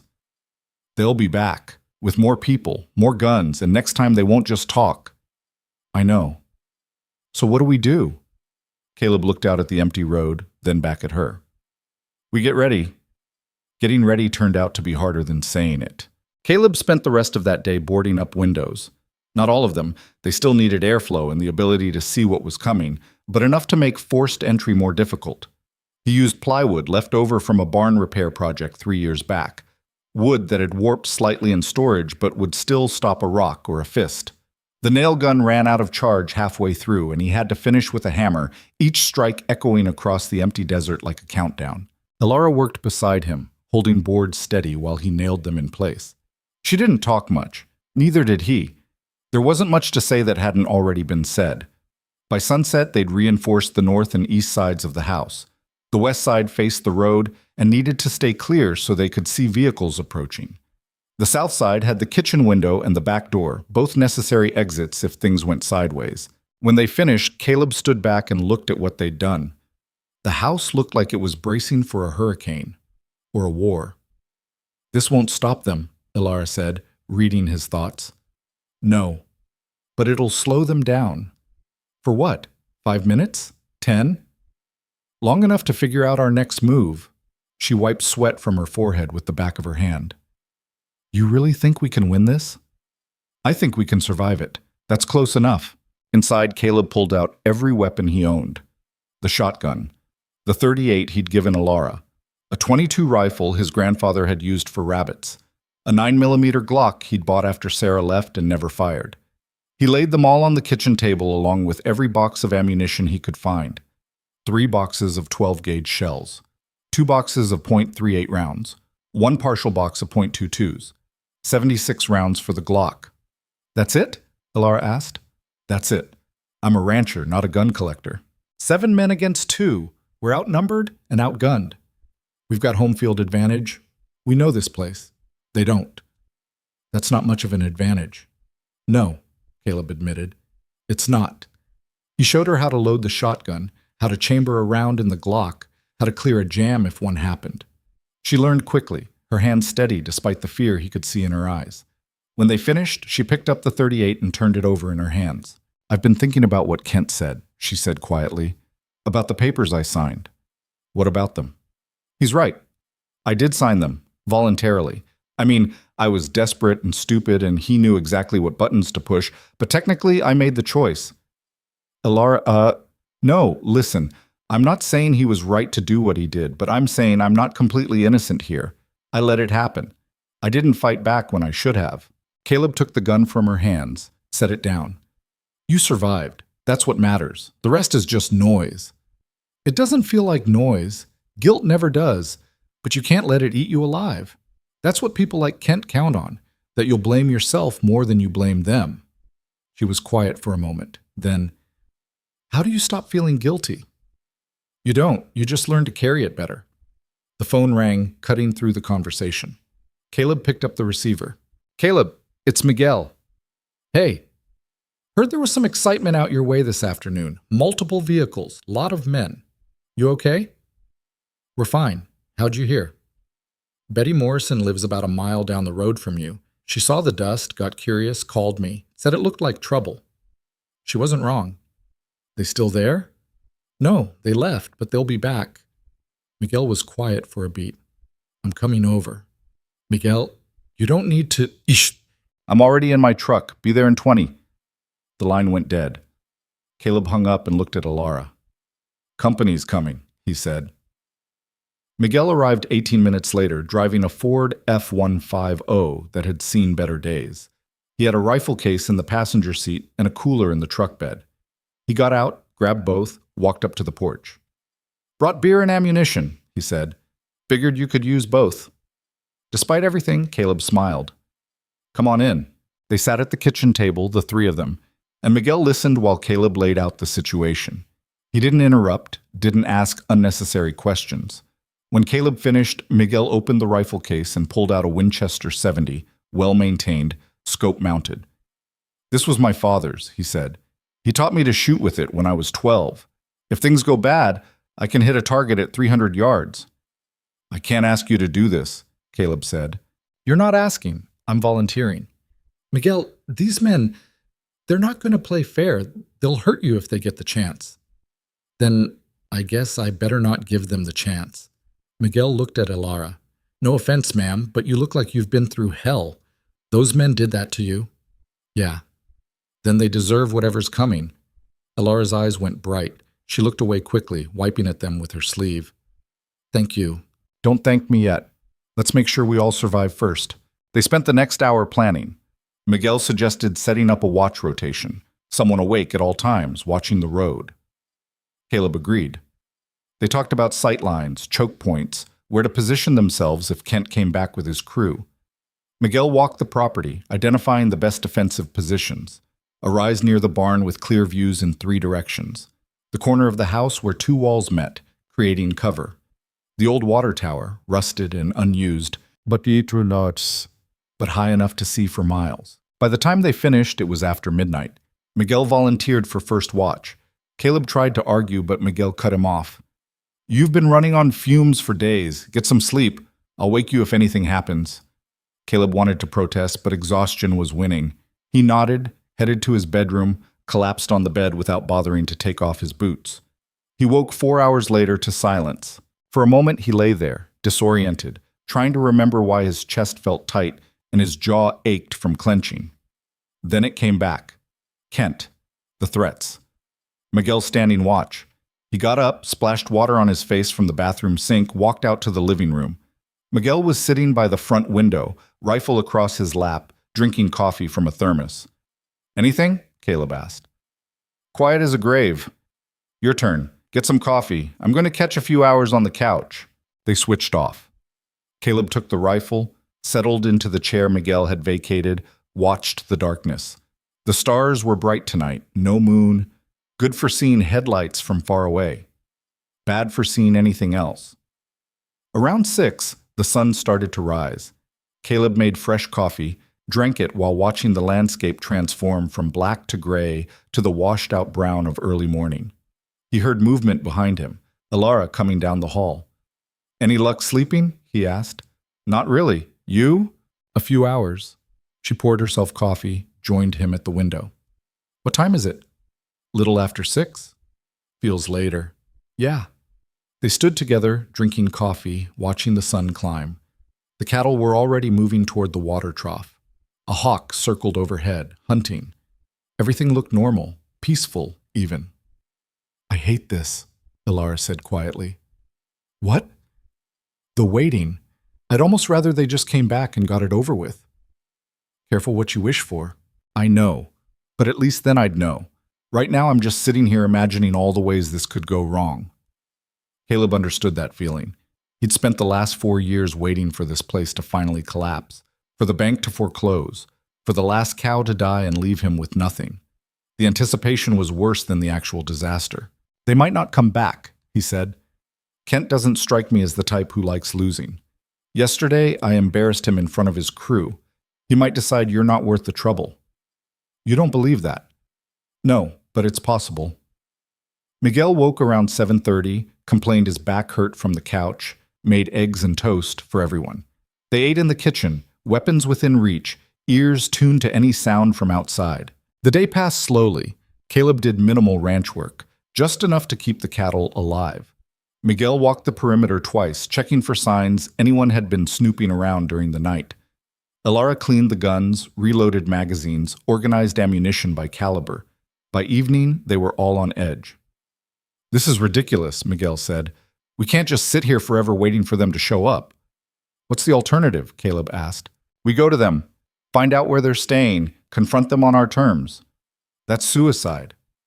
"This is suicide, just slower." Ilara set down the magazine she'd been loading. "He's right. We're playing defense and they're playing offense. That's a losing strategy." "So what do you suggest?" "I know where they might be," she said. "There's a place in Prim, a warehouse they use sometimes. If they're planning something, they'll be there." "And you want to what? Drive to Prim and knock on the door?" "I want to scout it. See how many men they have, what weapons, what we're actually up against." Caleb shook his head. "Too dangerous." "Everything's dangerous. At least this way we get information." "She's got a point," Miguel said. "Of course you'd say that. You want to go charging in like this is some action movie." "No, I want to stop sitting around like we're waiting to be slaughtered." They argued for another 20 minutes. Finally, Caleb gave in, mostly because he knew they were right. Waiting was just another form of giving up. They left at dusk. Caleb driving, Miguel riding shotgun with the Winchester, Ilara in the back with directions to the warehouse. The drive to Prim took an hour and 15 minutes, following the 15 north through desert that all looked the same. Prim sat right on the Nevada border, a small town that existed mostly because of 3 casinos and the outlet mall. They passed the casinos, Buffalo Bill's, Whiskey Pete's, Prim Valley, all lit up against the darkening sky. Ilara directed them off the main strip to an industrial area on the outskirts, where the buildings were squat and utilitarian, and the streetlights were spaced too far apart. "There," she said, pointing to a warehouse at the end of a dead-end street. "That's it." Caleb killed the headlights and rolled to a stop 3 buildings away. The warehouse looked abandoned from the outside. Chain-link fence, rusted siding, windows covered with plywood. But there were tire tracks in the dirt out front, fresh enough to show tread patterns. "See any vehicles?" Miguel asked. "Not yet. But that doesn't mean they're not here." They sat in the dark, watching. 5 minutes passed. 10. Then a door opened on the side of the warehouse and 2 men came out, both smoking cigarettes. Caleb recognized one of them, Parrish, Kent's stocky associate. "That's 2, Ilara whispered. "Could be more inside." As if in answer, the door opened again and 3 more men emerged. Then another 2. 7 total, all standing around, talking in low voices they couldn't hear from this distance. 7, Miguel said. "Same as before." "Maybe that's all he has," Caleb said. "Or maybe that's all he brought." They watched for another 15 minutes. The men finished their cigarettes, went back inside. Lights were visible through gaps in the plywood, not bright, but enough to indicate activity. "We should go," Caleb said. "We got what we came for." "Wait," Ilara said. "Look." A black SUV pulled up to the warehouse. Kent got out, talked to someone Caleb couldn't see, then went inside. 2 minutes later, he came back out carrying a duffel bag. He threw it in the SUV, got in, drove off. "What was in the bag?" Miguel asked. "Nothing good," Ilara said. They followed the SUV at a distance, lights still off, staying far enough back that Kent wouldn't notice. He drove to Buffalo Bill's casino, parked in the garage, went inside. They parked across the street. Now what? Miguel asked. We wait again, Caleb said. Kent was inside for 40 minutes. When he came out, he wasn't alone. He had a woman with him, young, maybe 20, thin, wearing clothes that didn't quite fit. She walked with her head down, arms wrapped around herself. Ilara went rigid. That's Maya. Who? Maya Cortez. She was there when I was. Ilara's voice cracked. She's just a kid, 19. Kent told her he'd help her get citizenship if she worked for him. Doing what? Whatever he wanted. They watched as Kent opened the passenger door for Maya, practically shoved her in, walked around to the driver's side. The SUV pulled out of the garage, headed south on the 15. We need to help her, Ilara said. How? Caleb asked. We don't even know where he's taking her. Back to the warehouse, probably. That's where he keeps... She stopped. That's where he keeps us when we're not useful. The word us hit Caleb like a fist. He put the truck in gear. We're following him. The SUV led them back toward the warehouse, but drove past it, continuing on a dirt road that snaked into the desert. No streetlights here, just moonlight and the SUV's taillights. Caleb hung back as far as he dared. After 2 miles, the SUV stopped at what looked like an old mining operation. Abandoned buildings, rusted equipment, tailings piles. Kent got out, dragged Maya out of the passenger side. She stumbled, fell. He grabbed her arm and pulled her toward one of the buildings. Caleb stopped the truck a quarter-mile back, killed the engine. Stay here. Like hell, Ilara said. Ilara, that could be me. That was me. I'm not letting him do to her what he did to me. Miguel checked his rifle. We go together or we don't go at all. There was no time to argue. Kent had Maya inside now. Caleb could see light through the broken windows of the building. He grabbed the shotgun, made sure it was loaded. Miguel took the Winchester. Ilara took the .38. They approached on foot, moving slow, using the scattered equipment and debris for cover. When they got close enough to hear voices, Caleb held up a hand. They stopped. Kent's voice carried through the broken windows. Told you what would happen if you tried to run. Did you think I was joking? Maya's response was too quiet to hear. Speak up. I'm sorry. Her voice broke on the words. I'm sorry. I won't do it again. You're right. You won't, because I'm going to make sure you remember this. The sound that followed made Ilara flinch, flesh hitting flesh, a cry of pain quickly cut off. Caleb looked at Miguel. Miguel nodded. They moved. Caleb went through the front door, shotgun raised. The building was a single open room, concrete floor, metal walls. Kent stood in the center, one hand gripping Maya's hair, the other raised to strike again. Maya's face was already bleeding. Let her go, Caleb said. Kent spun around, eyes wide with surprise that quickly turned to anger. You! Let her go. Last chance. Or what? You'll shoot me? In front of a witness? That's murder, Rourke. Even out here in the middle of nowhere, that's still murder. Self-defense, Miguel said from behind Caleb, rifle aimed at Kent's chest. We came here, heard a woman screaming, intervened, tragic accident if you don't comply. Kent's jaw worked. He looked from Caleb to Miguel to the rifle, calculating odds. Finally, he shoved Maya away. She stumbled, fell to her knees. Ilara rushed forward, helped her up. It's okay. You're safe now. Safe? Kent laughed. You think this is over? You just made the biggest mistake of your life. Yeah? Caleb took a step closer. Then why are you the one sweating? Kent's hand moved toward his waistband. Caleb pulled the shotgun's trigger. The blast was deafening in the enclosed space. The shot went wide intentionally, punching a hole in the metal wall 2 feet from Kent's head. Kent dropped to the ground, hands over his ears. Next one goes through your skull, Caleb said. Test me. Kent stayed down. Caleb could see the calculation happening behind his eyes, weighing whether to go for his weapon, whether these small-town nobodies would actually kill him. After a long moment, he slowly raised his hands. Smart, Miguel said. Caleb kept the shotgun trained on Kent while Miguel zip-tied his hands behind his back with ties he'd brought from his truck.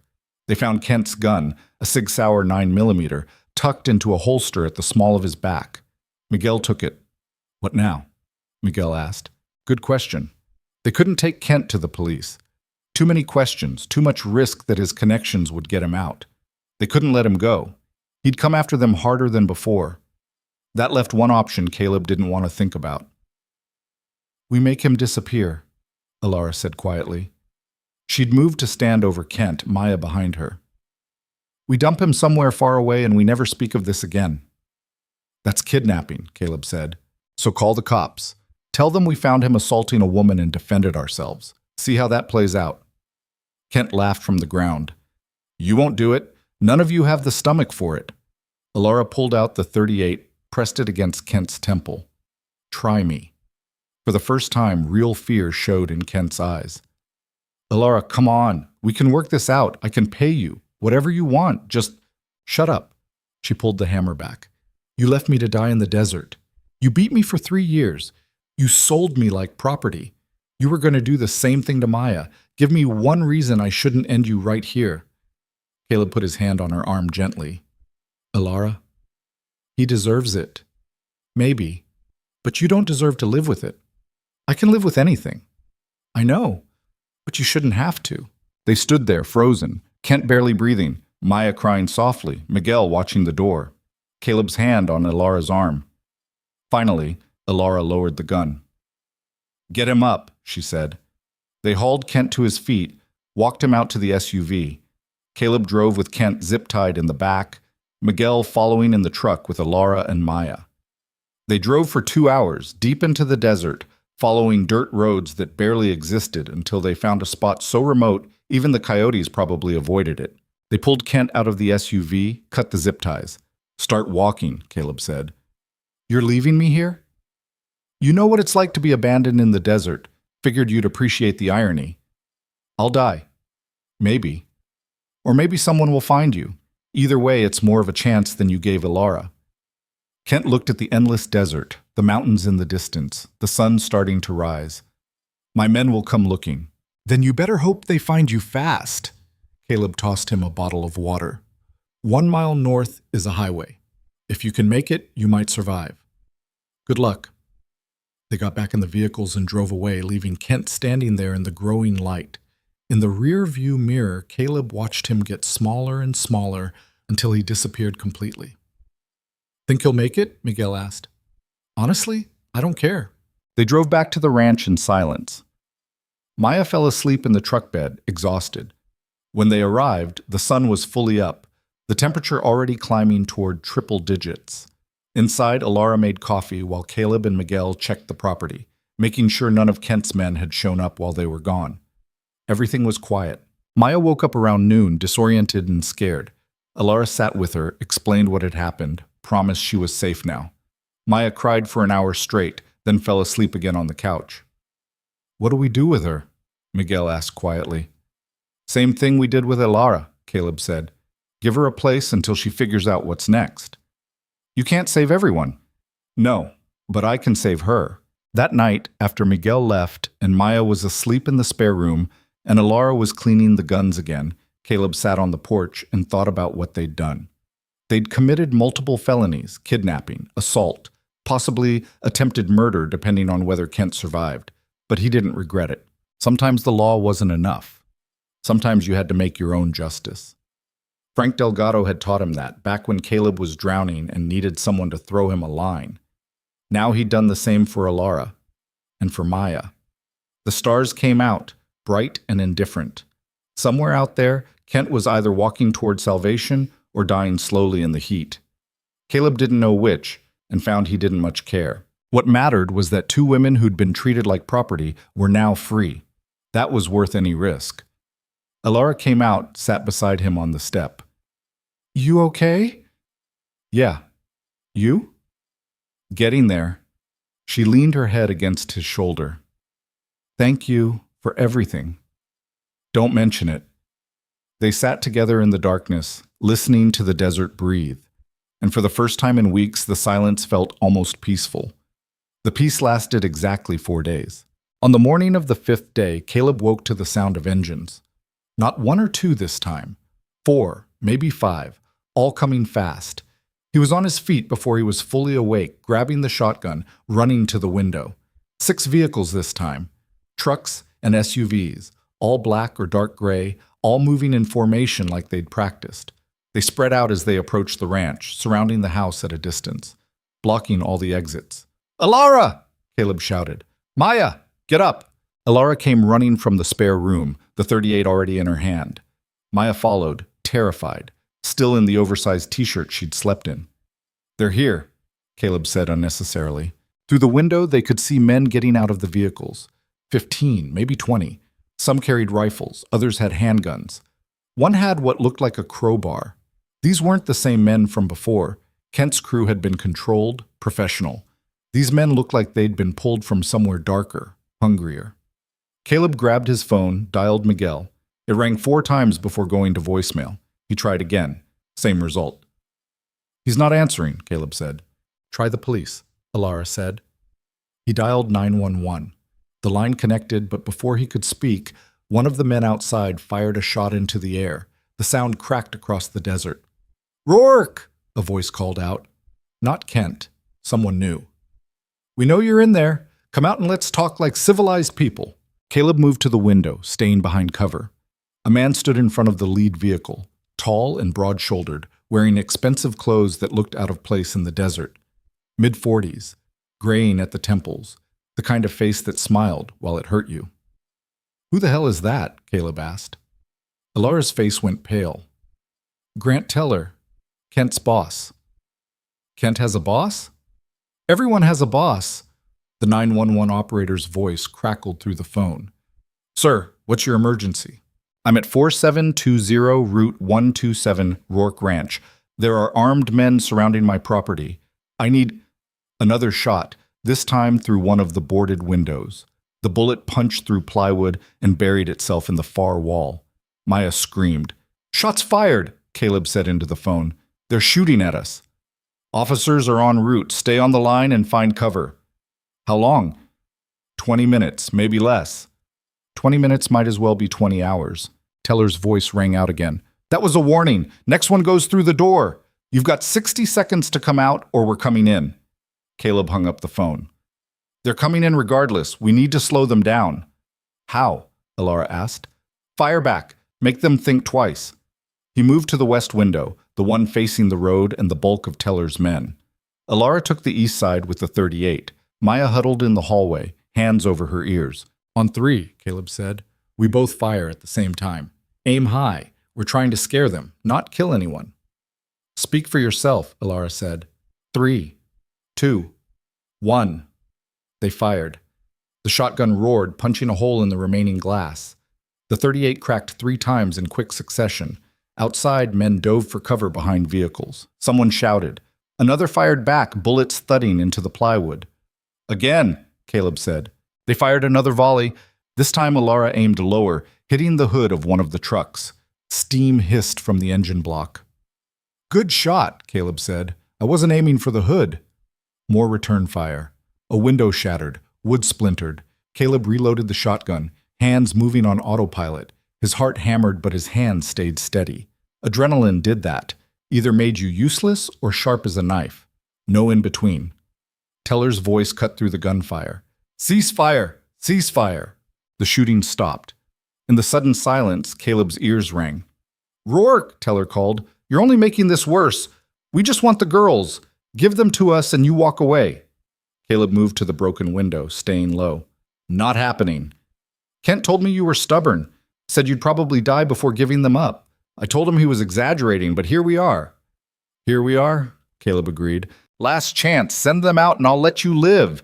You can keep your little ranch, grow old, die in bed like you're supposed to. Otherwise what? You'll kill me? Do it. But you're not getting them."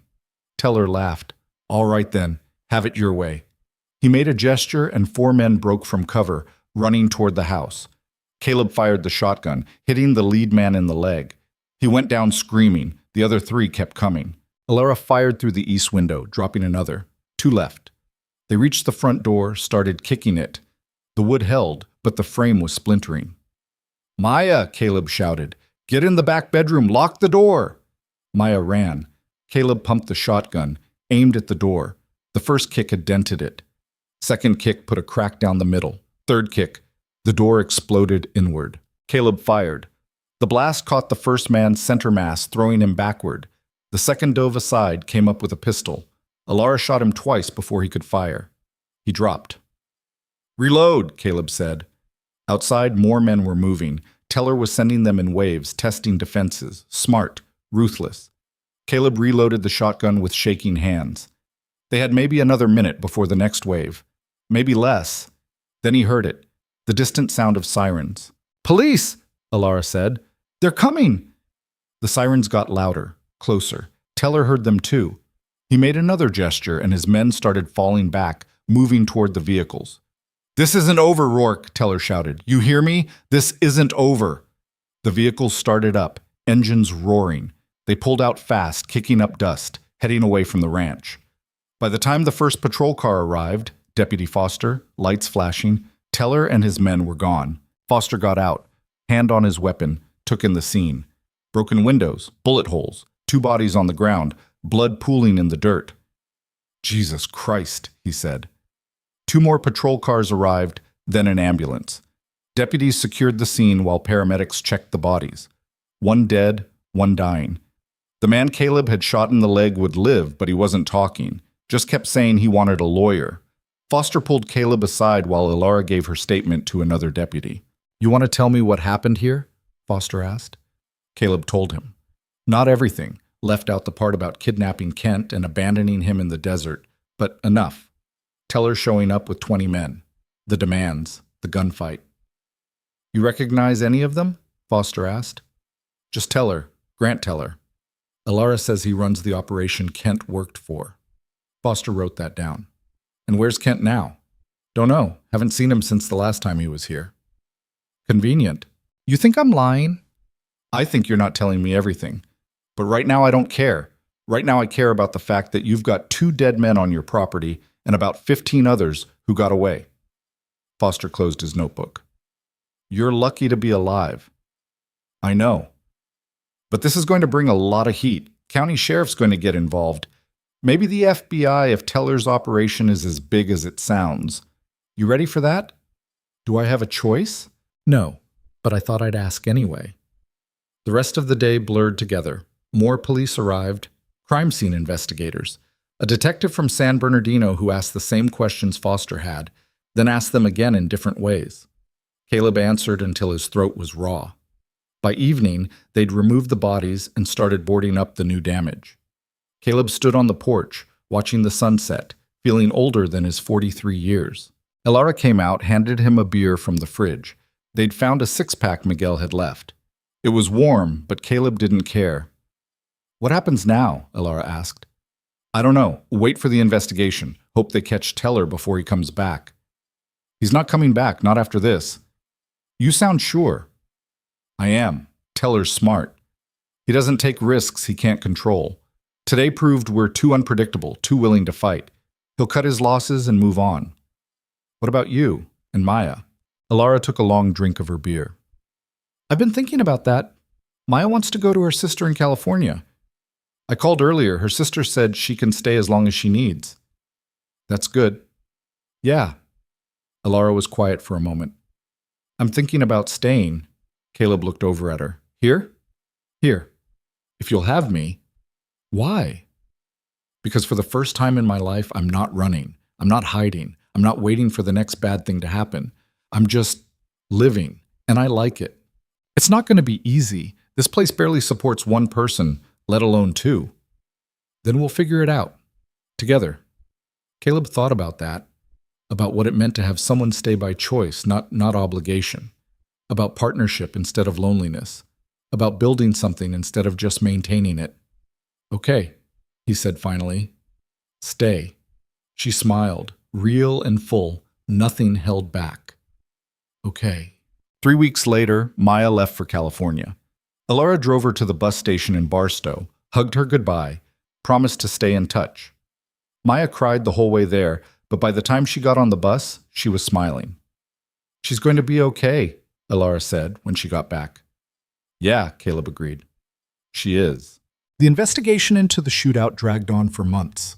The FBI did get involved, started building a case against Teller and his organization. They found evidence of human trafficking, fraud, extortion, enough to put him away for life if they could catch him. But Teller had disappeared, gone underground, probably to Mexico or further south. The FBI agent in charge, a woman named Martinez, told Caleb it might take years to find him. In the meantime, she said, you should be safe. Teller's organization is in shambles. Most of his people flipped once we started making arrests. What about Kent? Caleb asked. Martinez's expression didn't change. Still missing. If you hear anything, say, you'll be the first to know, Caleb lied. The truth was, he didn't know if Kent had survived the desert, didn't know if someone had found him, or if he'd made it to the highway on his own. Part of him hoped Kent was alive somewhere, living with the memory of what had happened. The rest of him didn't care either way. Life on the ranch settled into a new rhythm. Caleb still woke before dawn, still worked until his back ached. But now Alara was there, working beside him. She learned to fix fences, tend cattle, operate the equipment that broke down every other week. She was better at it than he expected. Better than he was at some things. She also started cooking regularly. Real meals, not just the basics Caleb had survived on for years. Pot roast on Sundays, homemade bread, soup that actually tasted like something. Where'd you learn to cook like this? He asked one night over chicken and dumplings. My grandmother. Before everything went wrong, she used to let me help in her kitchen. Said cooking was how you showed people you cared. She sounds smart. She was. Died when I was 16. After that, things kind of fell apart. I'm sorry. Alara shrugged. It was a long time ago. Different life. Miguel became a regular visitor, stopping by once or twice a week to check on them. He helped Caleb repair the damage from the shootout, replace the broken windows, patch the bullet holes. They didn't talk about what had happened, didn't need to. Some things were understood without words. One afternoon, 6 months after the shootout, Miguel and Caleb were working on the barn roof when Miguel said, "You're different now." Different how? Less angry, less like you're just waiting to die. Caleb hammered in a nail, considered. Maybe I was waiting, and then I stopped. Because of her? Because of a lot of things. But yeah, mostly because of her. Miguel smiled. Good. Pop would have liked that. He always said you needed something to live for beyond this place. Your father was a pain in the ass. Yeah, but he was right. That night, Caleb and Alara sat on the porch like they did most evenings, watching the stars come out. The heat had finally broken. It was late October now, temperature dropping into the 70s at night. I've been thinking, Alara said. About what? About other people like Maya, like I used to be, people who are stuck and don't know how to get out. What about them? What if we helped them? Not in a big organized way, just if we heard about someone who needed a place, we could offer it, give them time to figure things out. Caleb thought about that. The ranch was barely sustainable for 2 people. Adding more would be a strain, but then again, he'd been barely sustainable alone and had managed. What was one more risk on top of all the others? You're talking about turning this into some kind of refuge, he said. Not officially, just being available, if someone needs it. That's a lot of responsibility. I know, but we can handle it, can't we? Caleb looked out at the desert, at the land his grandfather had broken himself against, that his father had fought to keep, that Caleb had nearly lost. It had never been easy, probably never would be. But maybe that was the point. Maybe the value wasn't in the ease, but in the struggle. And choosing to keep going when giving up would be simpler. Yeah, he said, we can handle it. Over the next year, 3 people came through. A woman escaping an abusive marriage, a kid who'd aged out of foster care with nowhere to go, a veteran with PTSD who couldn't hold down a job. They all stayed a few weeks or months, got their feet under them, moved on to whatever came next. None of them were easy. All of them were worth it. The ranch changed too. Caleb and Alara fixed things that had been broken for years, repaired the barn roof, replaced the windmill pump, even got the solar panels working properly. The herd grew from 19 head to 32. They were still barely making it, still one bad year from disaster, but they were making it together. On the anniversary of the day Caleb found Alara in the desert, they drove out to the fence line where it had happened. The creosote bushes looked the same. The dirt was the same. But everything else had changed. Alara pulled something from her pocket. The burlap sack, folded small and tied with twine. She'd kept it all this time, Caleb realized, carried it with her like evidence that what had happened was real. She walked to the fence line, untied the twine, shook out the sack. The fabric was brittle now, holes eaten through by time and insects. She held it for a moment, looking at it like she was saying goodbye to something. Then she let go. The wind caught it immediately, lifting it up and away, carrying it across the desert. They watched it tumble and spiral, getting smaller and smaller until it disappeared into the vastness. "Feel better?" Caleb asked. "Yeah," Elara said. "I really do." They stood there a while longer, not talking, just being present. The sun was warm but not brutal. The air smelled like dust and creosote and the faint tang of rain that might come later. Everything was still hard, would probably always be hard, but it was theirs. They'd fought for it, bled for it, earned it. On the drive back, Elara said, "I've been thinking about something else too." "You think a lot." "Shut up, I'm serious." "What is it?" "I want to make this official. The refuge thing. Get it properly set up so we can help more people." "That takes money we don't have." "Then we'll find it. Grants, donations, whatever. There's got to be a way." Caleb thought about arguing, about listing all the reasons it was impractical and difficult and probably impossible. But he didn't. Because the truth was, impossible things happened all the time. He'd found a dying woman in the desert, and instead of looking away, he'd helped. She'd survived torture and abandonment, and instead of breaking, she'd rebuilt herself. Together, they'd fought off men who should have won, and somehow, against all odds, they'd made it. If they could do all that, they could do anything. "All right," he said, "let's do it." By the end of the second year, they'd filed the paperwork to become a nonprofit. The Desert Rose Foundation, Elara called it. Caleb thought it was a little cheesy, but he didn't say so. They got a small grant from the county, some donations from locals who'd heard their story. It wasn't much, but it was a start. Dr. Mills joined their board. So did Miguel. Even Deputy Foster offered to help in an unofficial capacity, keeping an eye out for people who might need what they were offering. The ranch itself became something more than just a place to survive. People came, stayed, healed, left. Some came back to visit. Some sent letters. One woman sent a photo of her daughter, born 6 months after she'd left the ranch, with a note that said, "Thank you for giving me a reason to keep going." Elara pinned the photo to the refrigerator, right next to the one of Maya smiling in front of her sister's house in San Diego. "We're doing something good here," she said. "Yeah," Caleb agreed. "We are." But it wasn't perfect. Nothing ever was. There were setbacks, people who left and went back to bad situations, grant applications that got rejected, months where the money ran so tight they had to choose between feeding cattle and keeping the lights on. There were arguments, nights when Caleb wondered if they'd taken on too much, mornings when Elara woke up from nightmares about Kent and Teller and had to remind herself she was safe. The difference was, they didn't face it alone anymore. 3 years after the shootout, on a morning when the temperature was already climbing toward 100, Caleb was fixing a fence post when he saw dust on the road. His hand went to the shotgun he now kept in the truck by reflex. But as the vehicle got closer, he recognized it, Miguel's F-150. Miguel parked, got out, walked over with a newspaper in his hand.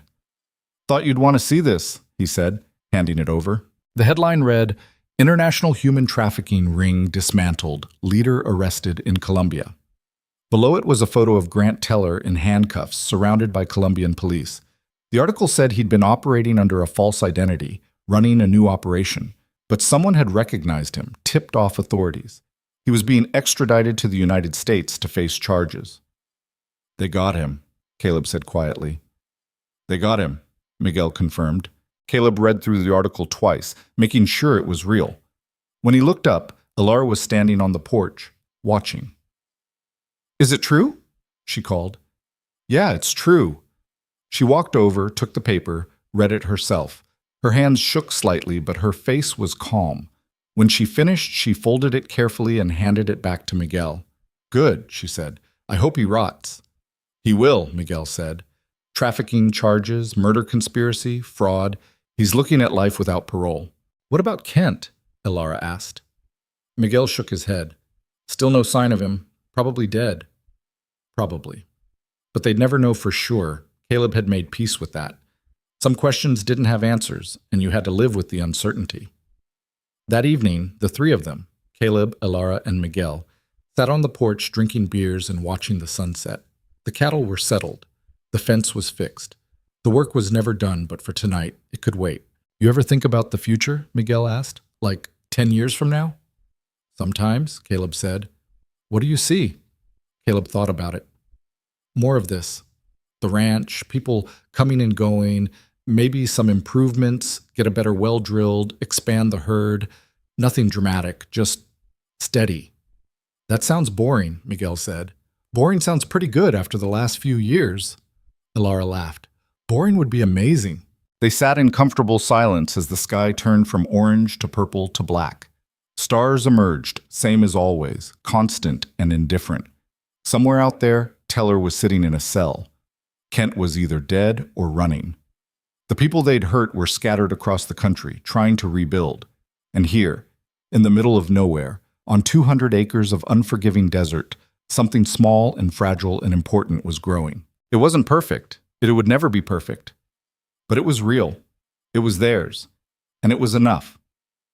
5 years after Caleb found Elara at the fence line, the Desert Rose Foundation was helping an average of 12 people per year.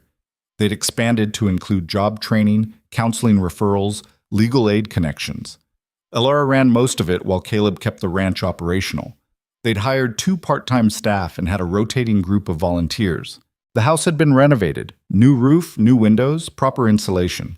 The spare bedroom had become 2 bedrooms. They'd built a second small structure on the property for longer-term residents. On a Tuesday in October, Caleb was repairing the fence. Different section, same endless task, when a car pulled up. A woman got out, mid-30s, nervous energy. She walked over slowly. "Can I help you?" Caleb asked. "I'm looking for Elara Venn. I was told she might be here. She's at the house." "Who should I say is asking?" The woman hesitated. Tell her Sophia is here. From before." Caleb walked back to the house, found Elara in the kitchen going through applications. "Someone named Sophia is looking for you." Elara's head snapped up. "Sophia Chen? Didn't get a last name." Elara rushed outside. Caleb followed. The 2 women stared at each other for a long moment. Then Sophia started crying and Elara pulled her into a hug. "I thought you were dead," Sophia said through tears. "After you disappeared, Kent said you'd tried to run and it had gone badly, and I'm here," Elara said. "I'm okay. You're okay. We're both okay." They spent the next hour on the porch while Sophia told her story. She'd escaped 6 months ago, been living in shelters, finally heard through someone that Elara was alive and running a place that helped people. She'd hitchhiked from Reno to get here. "Can I stay?" Sophia asked finally. "Just for a little while until I figure things out?" Elara looked at Caleb. He nodded. "Yeah," Elara said. "You can stay." That night, after Sophia had settled into one of the rooms and fallen asleep, Elara and Caleb sat on the porch like they always did. "There's going to be more," Elara said. "More people like Sophia. More people who need help." "I know." "We can't save everyone." "No. But we can save some. That's better than saving no one." Elara leaned against him, her head on his shoulder. "How did this become my life?" "You chose it, one decision at a time. Best decisions I ever made."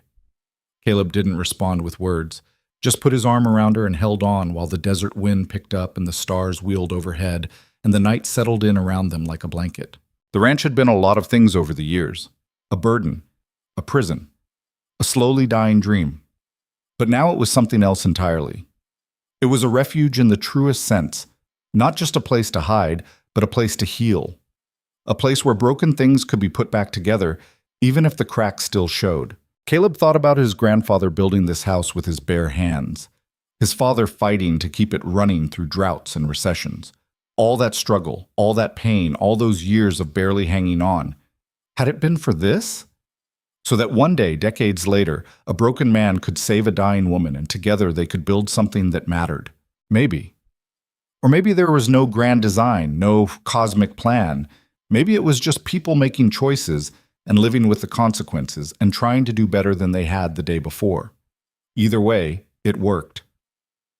The wind carried dust across the desert, same as it always had. The cattle moved in the darkness, searching for water. The fence would need fixing again tomorrow. The well pump was making that grinding noise that meant something expensive was about to break. But the house was full. The refrigerator was covered in photos of people who'd passed through and moved on to better things. And in the spare room, a woman who'd been afraid she was dead was sleeping peacefully for the first time in months. That was worth every struggle, every sacrifice, every moment of doubt. Caleb had spent 4 years after Sarah left wondering what the point was. Why keep fighting for a place that was slowly killing him? Why not just sell and move on? Now he knew. Because sometimes the point isn't about you. Sometimes it's about being in the right place at the right time to help someone who desperately needs it. Sometimes it's about turning your pain into purpose, your loss into gain for someone else. Sometimes surviving isn't enough. Sometimes you have to live. Really live. Build something. Leave something behind that's better than what you started with. Elara fell asleep against his shoulder. Caleb stayed there, not wanting to wake her, watching the stars and thinking about tomorrow. There'd be work to do. There was always work to do. Fences to fix, applications to review, people to help, bills to pay, problems to solve. But he wasn't facing it alone anymore. And that made all the difference.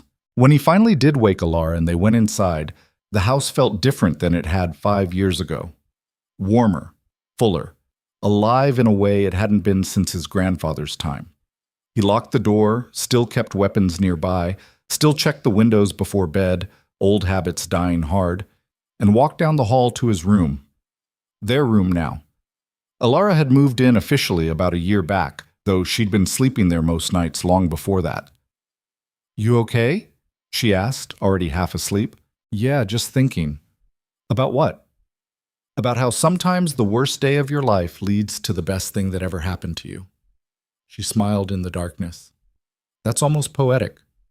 You feeling okay?" "Shut up." She laughed, rolled over, was asleep within minutes. Caleb lay there a while longer, listening to her breathe, listening to the house settle, listening to the desert outside. Still harsh, still unforgiving, but home. The next morning started the same as every morning.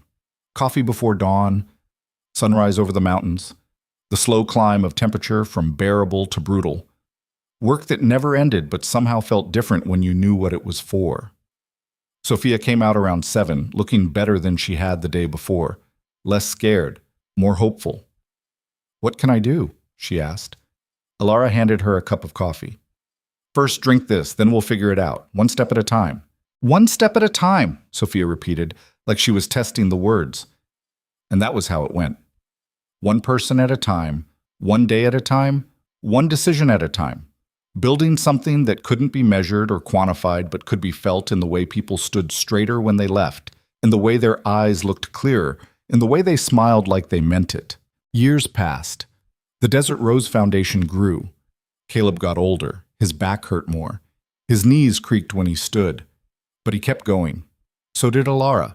So did Miguel, who eventually joined them full-time, bringing his skills and his father's wisdom.